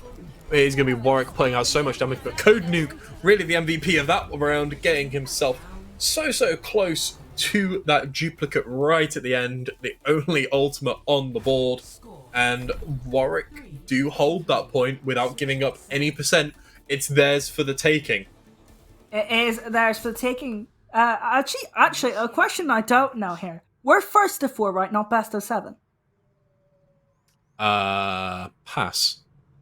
Well, so best of 7. That means if this is a draw, this goes to Warwick. This will go to Portsmouth Paladins, I believe. So Warwick need to come out and they need to win this round to give them this final map, to take them to the map 7. Really, it's all on Warwick's attack now, and with how quickly they took it, they have 2 minutes. They have 2 minutes 14, so they have even double the time that Portsmouth had. With how well they've been playing, I think they can do it, and some interesting picks coming out from Portsmouth. JJPT going to start off on the Roadhog, which he hasn't done as of yet, and Rift is going to pick up the Soldier. I'm actually not sure, because we might have a tiebreaker map. We haven't got a tiebreaker map given to us here, so if this is a best of 7 and it is a draw, we might still go to our escort map and then have a tiebreaker map given to us. So this is a very peculiar situation here. Portsmouth Paladins, all they need to do now is try and hold and stop Warwick. The Angels, if they want to take us to escort, they got to try and win this Bonnie map. Yeah, they really have to try and open this one up. I'm hearing from production that if this map is actually a draw, it's completely discarded. So, really, Warwick have everything to play for here. It's if they end up taking this one, then they go 3-3. If not, then they haven't lost anything. And it won't be a case of Portsmouth winning this one from ending up with a draw. So, Warwick really have the advantage here. They really want to make something happen. They need to get the win, really, to take us to a map 7 and to end this deficit that they've been in, and allow them to take this to map 7 and allow them to face Portsmouth to try and get that final pick. But Rosden is going to be the first to fall. The Resurrection is going to come in, but Lukey Boy is going to find a pick over onto the Ash on the opposite side. It's played out pretty well so far. JJPT going to get a nice right-click at distance to take out H-Moon, removing that Zenyatta from the fight. 50 seconds left on the board, and Warwick are really taking their time on this one. No ultimates on the board as of yet, but Lukey Boy is so close to that duplicate. Yeah, I think Warwick's only real chance is getting this to a late fight and maybe using a Transcendence. I think that's the only thing they're maybe going to build up. And Ralston getting hooked there. They're going to have to try and save this Roadhog, and they can't. It is going to be Rosden falling. Lukey Boy with those sticky bombs, and is going to get the whole hog on the duplicate. And with 20 seconds left on the clock, you can't imagine that it is going to be anyone from Warwick being able to touch here. Lukey Boy nearly killing himself with those sticky bombs. 10 seconds left. And it looks like they are going to be held to a draw. And we're going to head to a... the next map in our series. This map will be discarded, and then we'll head to what will be our next match point for Portsmouth. It's... Whoa. It's an interesting one. It's unfortunate. Warwick had so much time, but they weren't able to convert, unfortunately. and Portsmouth playing very, very well with this defense. This has been a series of two very, very talented teams, but also you can see both these teams leave a lot of openings, have very glaring weaknesses as well, right? And both these teams continually leaving openings for their oppositions and not quite finishing off maps that they really should be. We probably saw Warwick probably should have went 3-1 up on Route 66, and honestly, they probably should have taken us to 3-3 here. On Numbani, they've lost opportunities. Additionally, if we're talking about Portsmouth, they let go maybe map 2 and 3. Map 2 and 3 were honestly theirs to win as well, and they just didn't even put their best foot forward. So both teams not taking the opportunities that they really should be. Yeah, both teams having times where they really should be coming out and taking these close series, but we are going to be heading to Escort for potentially again our last map of the series. I believe it will still be Warwick's pick, so we will be heading to Escort. It will be the choice of Watch Point Gibraltar, or they will be heading to Rialto. Which of these maps do you feel favors? Oh, before I can even ask the question, we are going to be heading to Rialto, so Warwick picking that one. And how does that face into the Paladins? As far as I know, Rialto, a very, very brawly map. I think Rialto is better with the Paladins than Gibraltar. So I feel like, honestly, Warwick maybe slipped up on that map choice, but I still feel like, even if it's brawl on Rialto, it's still going to be a pokier style of brawl where you're poking from a distance and waiting for an opportunity, creating offline angles, etc. It's not going to be your standard brawl versus brawl. Let's just run into each other. So this still is probably going to favor Warwick in just the style of play and how Rialto functions as a map. But realistically, Gibraltar probably was a better choice. It possibly could have been the better pick for them. However, I feel like this is going to be the one that gives us the closest match. Rialto, very, very strong for brawl, but also has those long sight lines that Warwick like to play around. They've been playing with their snipers very, very well, and could look to see possibly some more sniper compositions coming in from them once again.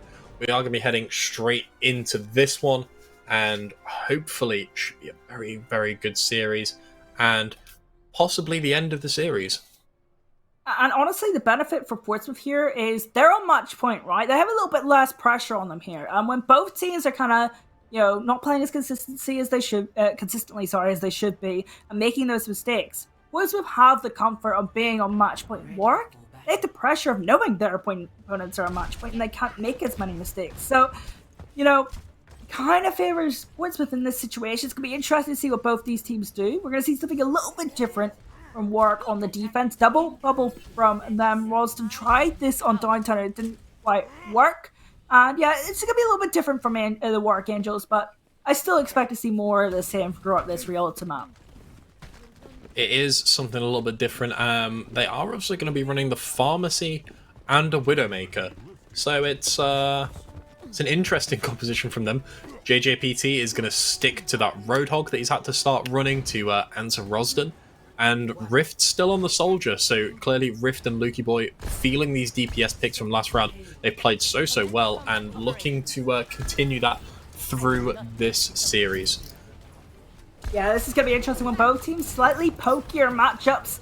And you would favor that, or you would kind of guess that favors Warwick. However, Portsmouth Paladin showed on Numbani that they can play a little bit of poke as well. And they're on match point, as I said previously, so there's not as much pressure on them.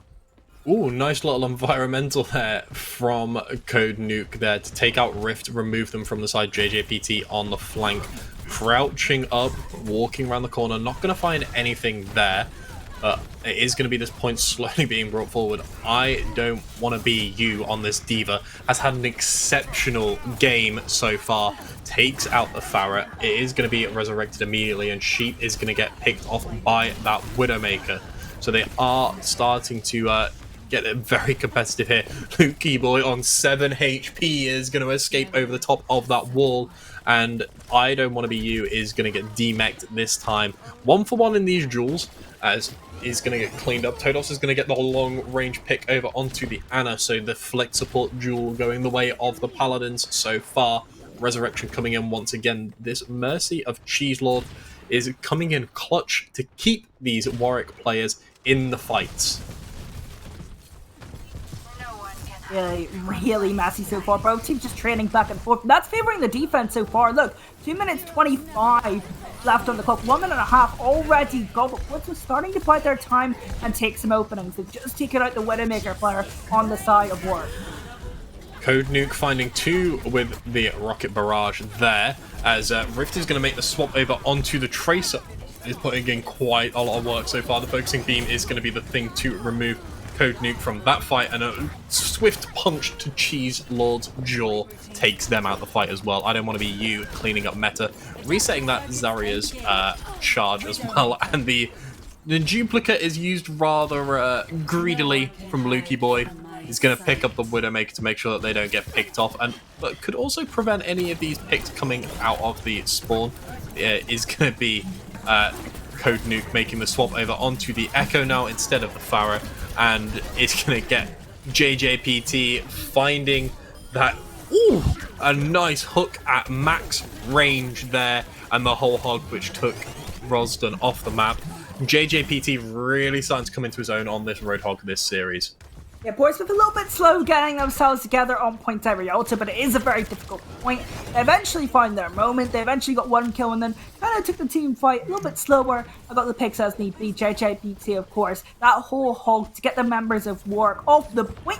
In this next team fight, we're going to see Portsmouth Paladins with 2 support ultimates. I feel like they might be able to get that res of the Lukey Boy. Oh, this is messy. It is very messy, but Code Nuke's going to find 2 as this Widowmaker as well finds another one. JJPT is going to find Cheeselord with a nice headshot to clean that one up, and Rift is going to find Code Nuke. It's the Paladins really playing very, very aggressively, looking to open this one up the best that they can. Meta is going to find JJPT and allow Warwick to just have a small amount of respite. It's going to be this Widowmaker with her Infrasight looking to take an off angle, not quite making the landing that they want. And really now on the side of Warwick, they're having to hold very, very far back, as Rosden has a nano-boosted whole hog. Is it going to be enough to open this one up for them? And Portsmouth are just going to play around hardcover, try and allow this one to back all the way up. Rift is going to find H-Moon. Code Nuke is going to get immediately removed from the duplicate. Cheeselord does get the resurrection to make sure that H-Moon is still in this fight, and Warwick are hanging on by the skin of their teeth, as Lukey Boy does drop the duplicated Graviton Surge right in the backline, and JJPT is just going to keep himself up with that take breather. Still looking to walk this one in. I don't want to be you with the 2-man Diva Bomb, looking to allow Portsmouth Paladins to keep on rolling this one forward. But Warwick are not done. Rosden is still coming in. Meta is finding picks as they're needed on this Wrecking Ball. But is it going to be enough? JJPT is going to look for the hook, going to take out Code Nuke, and Rift takes out Meta and allows Portsmouth with a very, very scrappy fight to start pushing this one in and looking for this 3rd point. Yeah, this is kind of the thing of Warwick. You know, they had a golden opportunity there after Sheep's interesting res there at the start of point B. They didn't take it. What's the Paladins then managed to circumvent that and get point B themselves.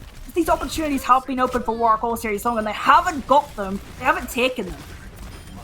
Yeah, there's McCree getting a nice little headshot over onto Rift. JJPT on this hog, taking out Rosden, who's moved over onto the Reinhardt.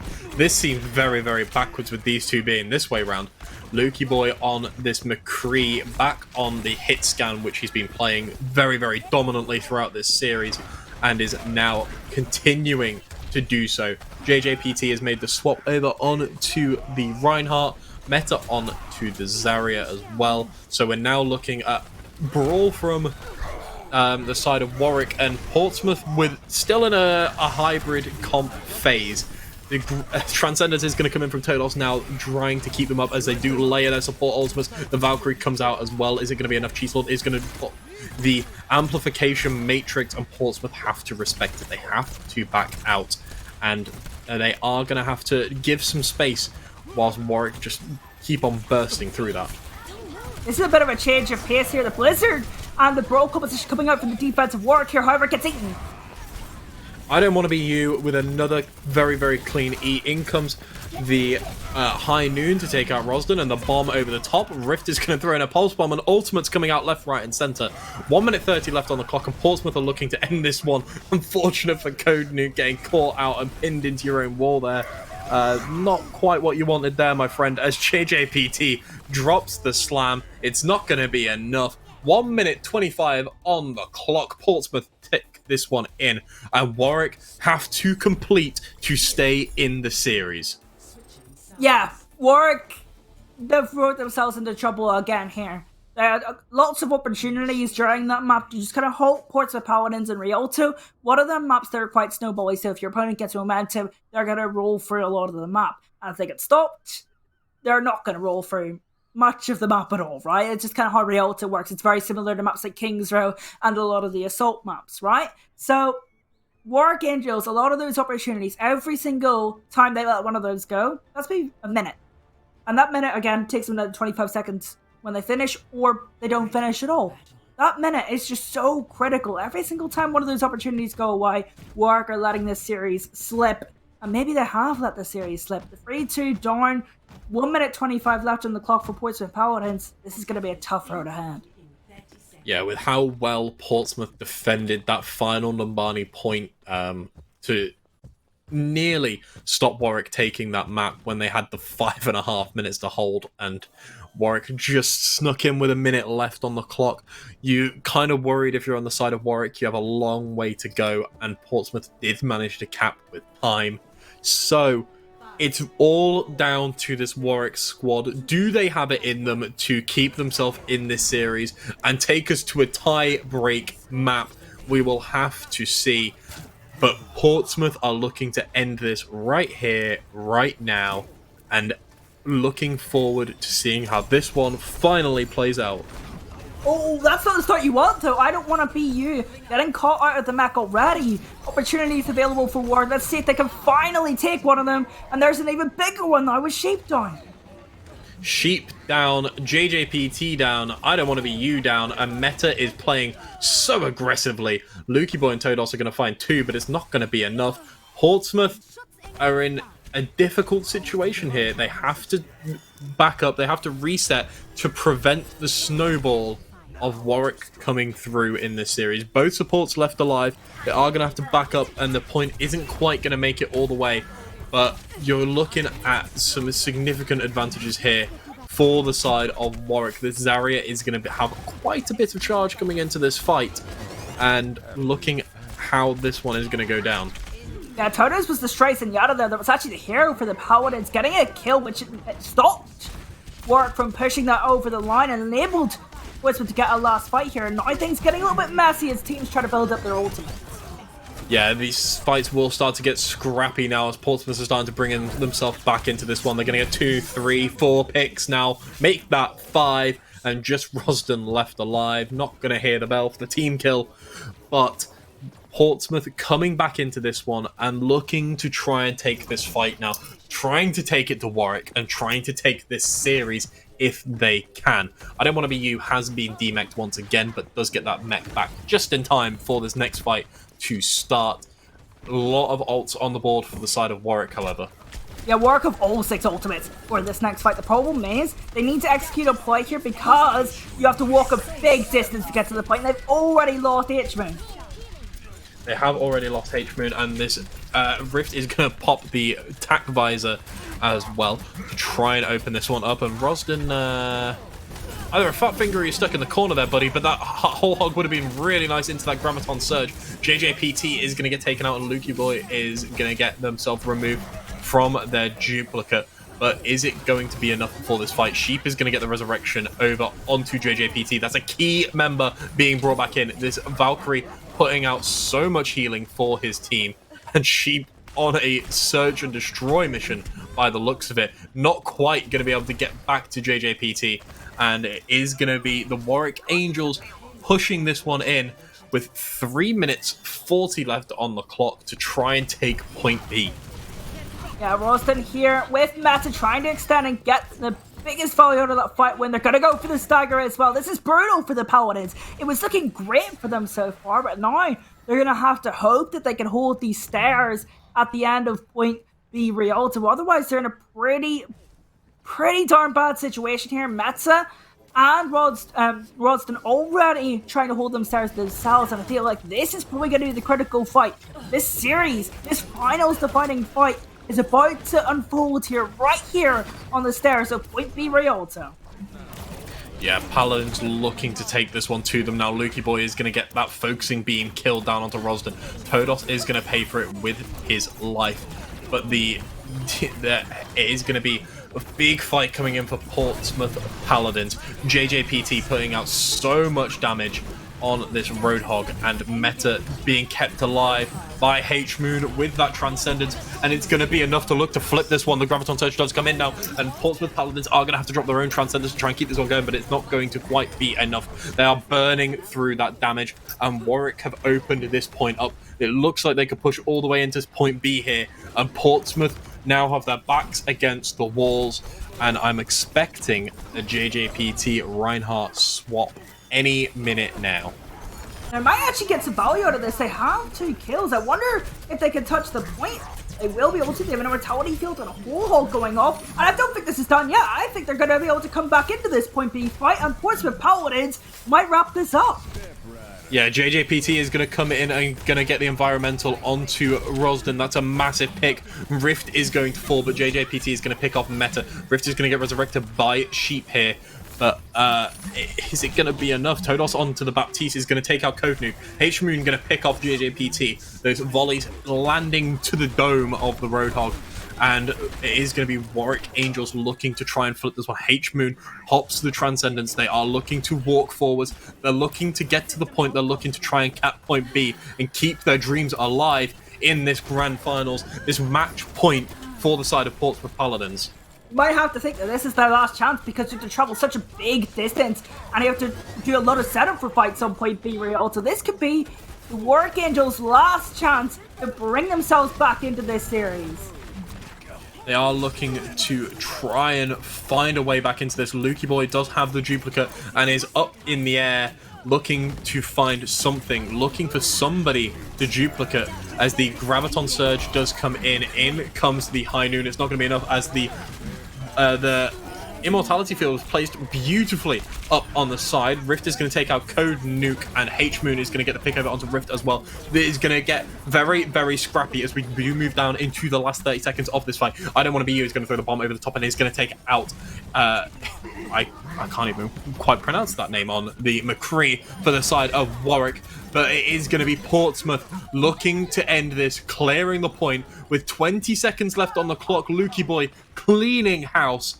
There's 15 seconds left. Is anyone going to be able to touch, or can Portsmouth hold this aggressive angle? Rift does have the High Noon, is going to take 2 out with 7 seconds left on the clock. Portsmouth have everything to play for. They are going to fly over the back, and Code Nuke is going to get the duplicate over onto the Diva. It is going to be 2 Divas on this point for the side of Warwick, but is it going to be enough? They are going to get the remake onto the duplicated Diva, but it's not going to quite be enough. The amplification matrix comes down. It's scrappy from Warwick, but it's not going to be enough. It does look like Portsmouth Paladins are going to take this one. Rosden is back on the Reinhardt, but it's not going to quite be enough. And congratulations to Portsmouth Paladins, your Overwatch Campus Clash Spring Split champions. Yeah, honestly, I had a feeling that was going to happen. But what I am so impressed that the Paladins were able to do is they were able to improve and adapt over the course of this series. If that was map 2, they would not have went to that high ground, went for that aggressive Jedi and just cleaned up the series. They would have probably let Warwick Angels come on to the point and take another team fight. And they could have lost that team fight. And we could be sitting here now saying, what an opportunity lost. However, it's an improved Portsmouth Paladins team. It's a team with identity, a team that plays proactively. They went up to those there. They used that data and said, no, our trophy today. Yeah, and Portsmouth coming out swinging. They did have a bit of a lull earlier on in the series, but they do manage to pull this one back, and they do take it 4-2 all the way to the wire. And I do believe we are going to have some interviews. I believe we have the coach for the Portsmouth Paladins coming in just to have a chat with us any minute now, I believe. We are just going to throw to a quick break so we can sort that out. We will see you all very, very soon for just a little interview to wrap up this series.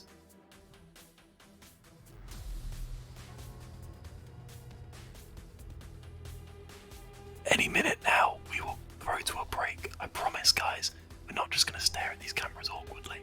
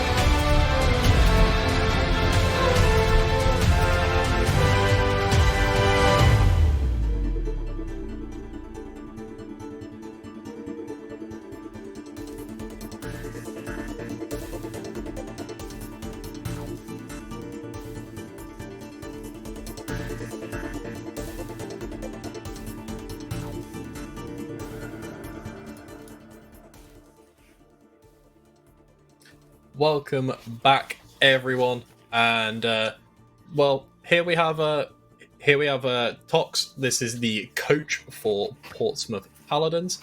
Hello. So, just want to say congratulations to start with. Thank you. And obviously pass that on to the team. Just quickly, what was it that you felt in that series was the advantage that your team had over Warwick, and what was it exactly that you guys did just better to take the series? Honestly, I think it's the flexibility of our DPS players, like Luki and Rift. Towards the end, usually we have Nightmare, Anthony, and Rift like split game time, except just because of like the adaptations we needed to make for what they were playing, we decided to keep Rift in because he's like more of a flex DPS. He plays like all the roles. Anthony's more hit scan dedicated. So we decided to keep the flexibility in so that we could adapt because they were playing some pretty wacky stuff. They love to play the hog. Not any definitely. other team plays that. It's kind of a kind of a one thing that we had to prepare for just then. Interesting. I have a very interesting question just behind the philosophy of this game. You were 2-1 down after, I'm going to be harsh and say, a very poor Volsky and a very poor Hollywood. How did you as a coach get your players up and ready to play for the next map of Route 66 and then even Busan as well and further on in the series? It was between the maps. I was talking to our Diva player. I don't want to be you, Shaban. I think a lot of what we struggled on those two maps was we were unable to like whilst we're playing the rush, the only thing that he needs to do is just shut down the Ashe and the Hanzo, just like the DPS. He doesn't even need to kill them; just need to stop them from killing our team whilst we destroy the distraction, which was the Hog. I think right after Route 66, it was like our energy was like rejuvenated. The fact that we got that map was actually quite huge. I think specifically coming from the changes we made, we're being able to shut down their DPS because they were kind of shredding us on those other two maps using high grounds and stuff. Because obviously when we're on a rush, the only person that can access them is basically the Diva. So we just had Shaban to like on the Diva, just like not kill them, just like keep them at bay, and we were able to kill the rest of their team and keep them away from the point. Because after all you have to do is capture the objective, and if they can't do that, they can't win. My second question, the last question for me, realistically, is at the start of the series again. Another kind of question about your evolution, of course, of the series. You were quite slow, and also maybe not making the right decisions, or actually not making any decisions at all at some points. Do you think that was just an energy thing near the end of the series, where you're able to go and make plays and had that confidence, or players just warming up, or what was the thinking behind that, and why did that kind of happen? Oh, towards the end. Yeah, well, no, at the start, actually, is what I was saying. Start. Like, it was very slow, and sometimes you were a little bit stagnant. So, how did that change over the course of the season? And was there anything that you yourself did to try and change that? Towards the start of the season, I don't know if you know, but we had Lukey on tank instead of DPS, and I think he's like swapped to DPS because all of a sudden we discovered that Lukey's pretty cracked on the Tracer and the Hanzo, and we just had him in main tank jail the whole time, and we've got Jordan JJPT90. Like he's cracked on the main tank as well, so we might as well just put the actual main tank player on the main tank, put Lukey on the DPS because he's just nutty on all the roles, and he was able to like bring a new energy into the team, because before we'd had him like playing ball because he's pretty crazy on the ball, except ball isn't really it's not really hard meta anymore, so we can afford to put him on like another role, and Jordan's pretty good on the Reinhardt, and so our rush comps kind of it's like everyone was on comfort picks, and it was really something that like favored almost everyone on our roster. Everyone was on comfort picks. Yeah, it's clear to see that they were on the comfort picks, and they played incredibly well throughout that series. So congratulations, Tox, and to the rest of Portsmouth. We are just going to say goodbye to you quickly, because we do actually have another little surprise interview coming in just a second, so we will just throw back to the two of us. So is there anything you want to say before you head off? Anything you want to say before you head out? Shout out to Shaban, really adapting on the Diva in that match. He actually popped off, and shout out to everyone in the chat from BPL coming to support as well. Thank you very much. We will head to just the two of us. There we go. So that series, it went on for quite a while. We went all the way to 7 maps and was incredibly well played by both teams. What was those deciding factors then that really brought this into Portsmouth's hands, and really what helped push them over the edge to take that win? I think honestly, when I was looking for some answers, I didn't quite get in that interview, but I feel like they just naturally wanted to win, and that's why they sort of made those improvements over the course of the series. And they had the coach there to keep them stable. I think that's important. I think Tox must have done a great job doing that. Keep their mind frame good, but they did want to win that series, and you could tell, and that's why they made those improvements over the course of the series. I think it was just that drive to win that actually made those improvements, maybe not the actual thought process behind it. Yeah, and what do you think was if we had to name a couple of the key deciding factors? Tox mentioned about I Don't Want to Be You on the Diva. was kind of a key player for them. Is there anyone else that really stood out to you specifically as well? I think Lucky Boy is the only real acceptable answer out of the players that really stood out for ChatGPT. And I Don't Want to Be You played roles of actually, just kind of sitting there and doing their role. Well, I don't think anyone really in the series besides Lucky Boy excelled past what their role was, and I think that might have been the difference maker for the entire series. Like, Lucky Boy was great. Yeah, really, really well played throughout. And we do have our final interview very, very soon. We've just seen them hop into the channel. And you know what? This is exactly what I expected. Welcome, JJP, hello. main tank for Portsmouth Paladins. One question from me. What was it that really made that final tick for you to go from trying to force the Reinhardt to just accepting it and taking the Roadhog? Well, it just kind of annoyed me, to be honest. So I just gave up with Ryan. Moved on to Roadhog just because everyone was saying I was getting shit on, quite frankly. So I came out on the Roadhog, got diffed, but we won. Fair enough. I love the respect. I've got two questions. One, I don't think anyone could ignore what's on screen now. Well, one, what's with the ridiculous outfit? And did you play in this outfit when playing the match? Yeah, I played in this. So every shadow you saw that I missed, the nose blocked it, I couldn't see. Of course. And yeah, no, I just thought might as well spice it up a bit. Gave the team a treat. So yeah, I love it. And the second question for you is, over the course of the series, you made a lot of improvements over the course of the series. We're actually kind of theoretic. You really wanted to win this title today. How much does winning this split of Campus Clash mean to you? Well, to be fair, we've been a team for I think it's over a year now. So actually, finally winning one is quite big for all of us. It's a big boost. So hopefully we come back next season and can do it again. All right, sounds good. Sounds like a plan to me. Well, thank you very much for coming in and giving us a nice little laugh to end the series.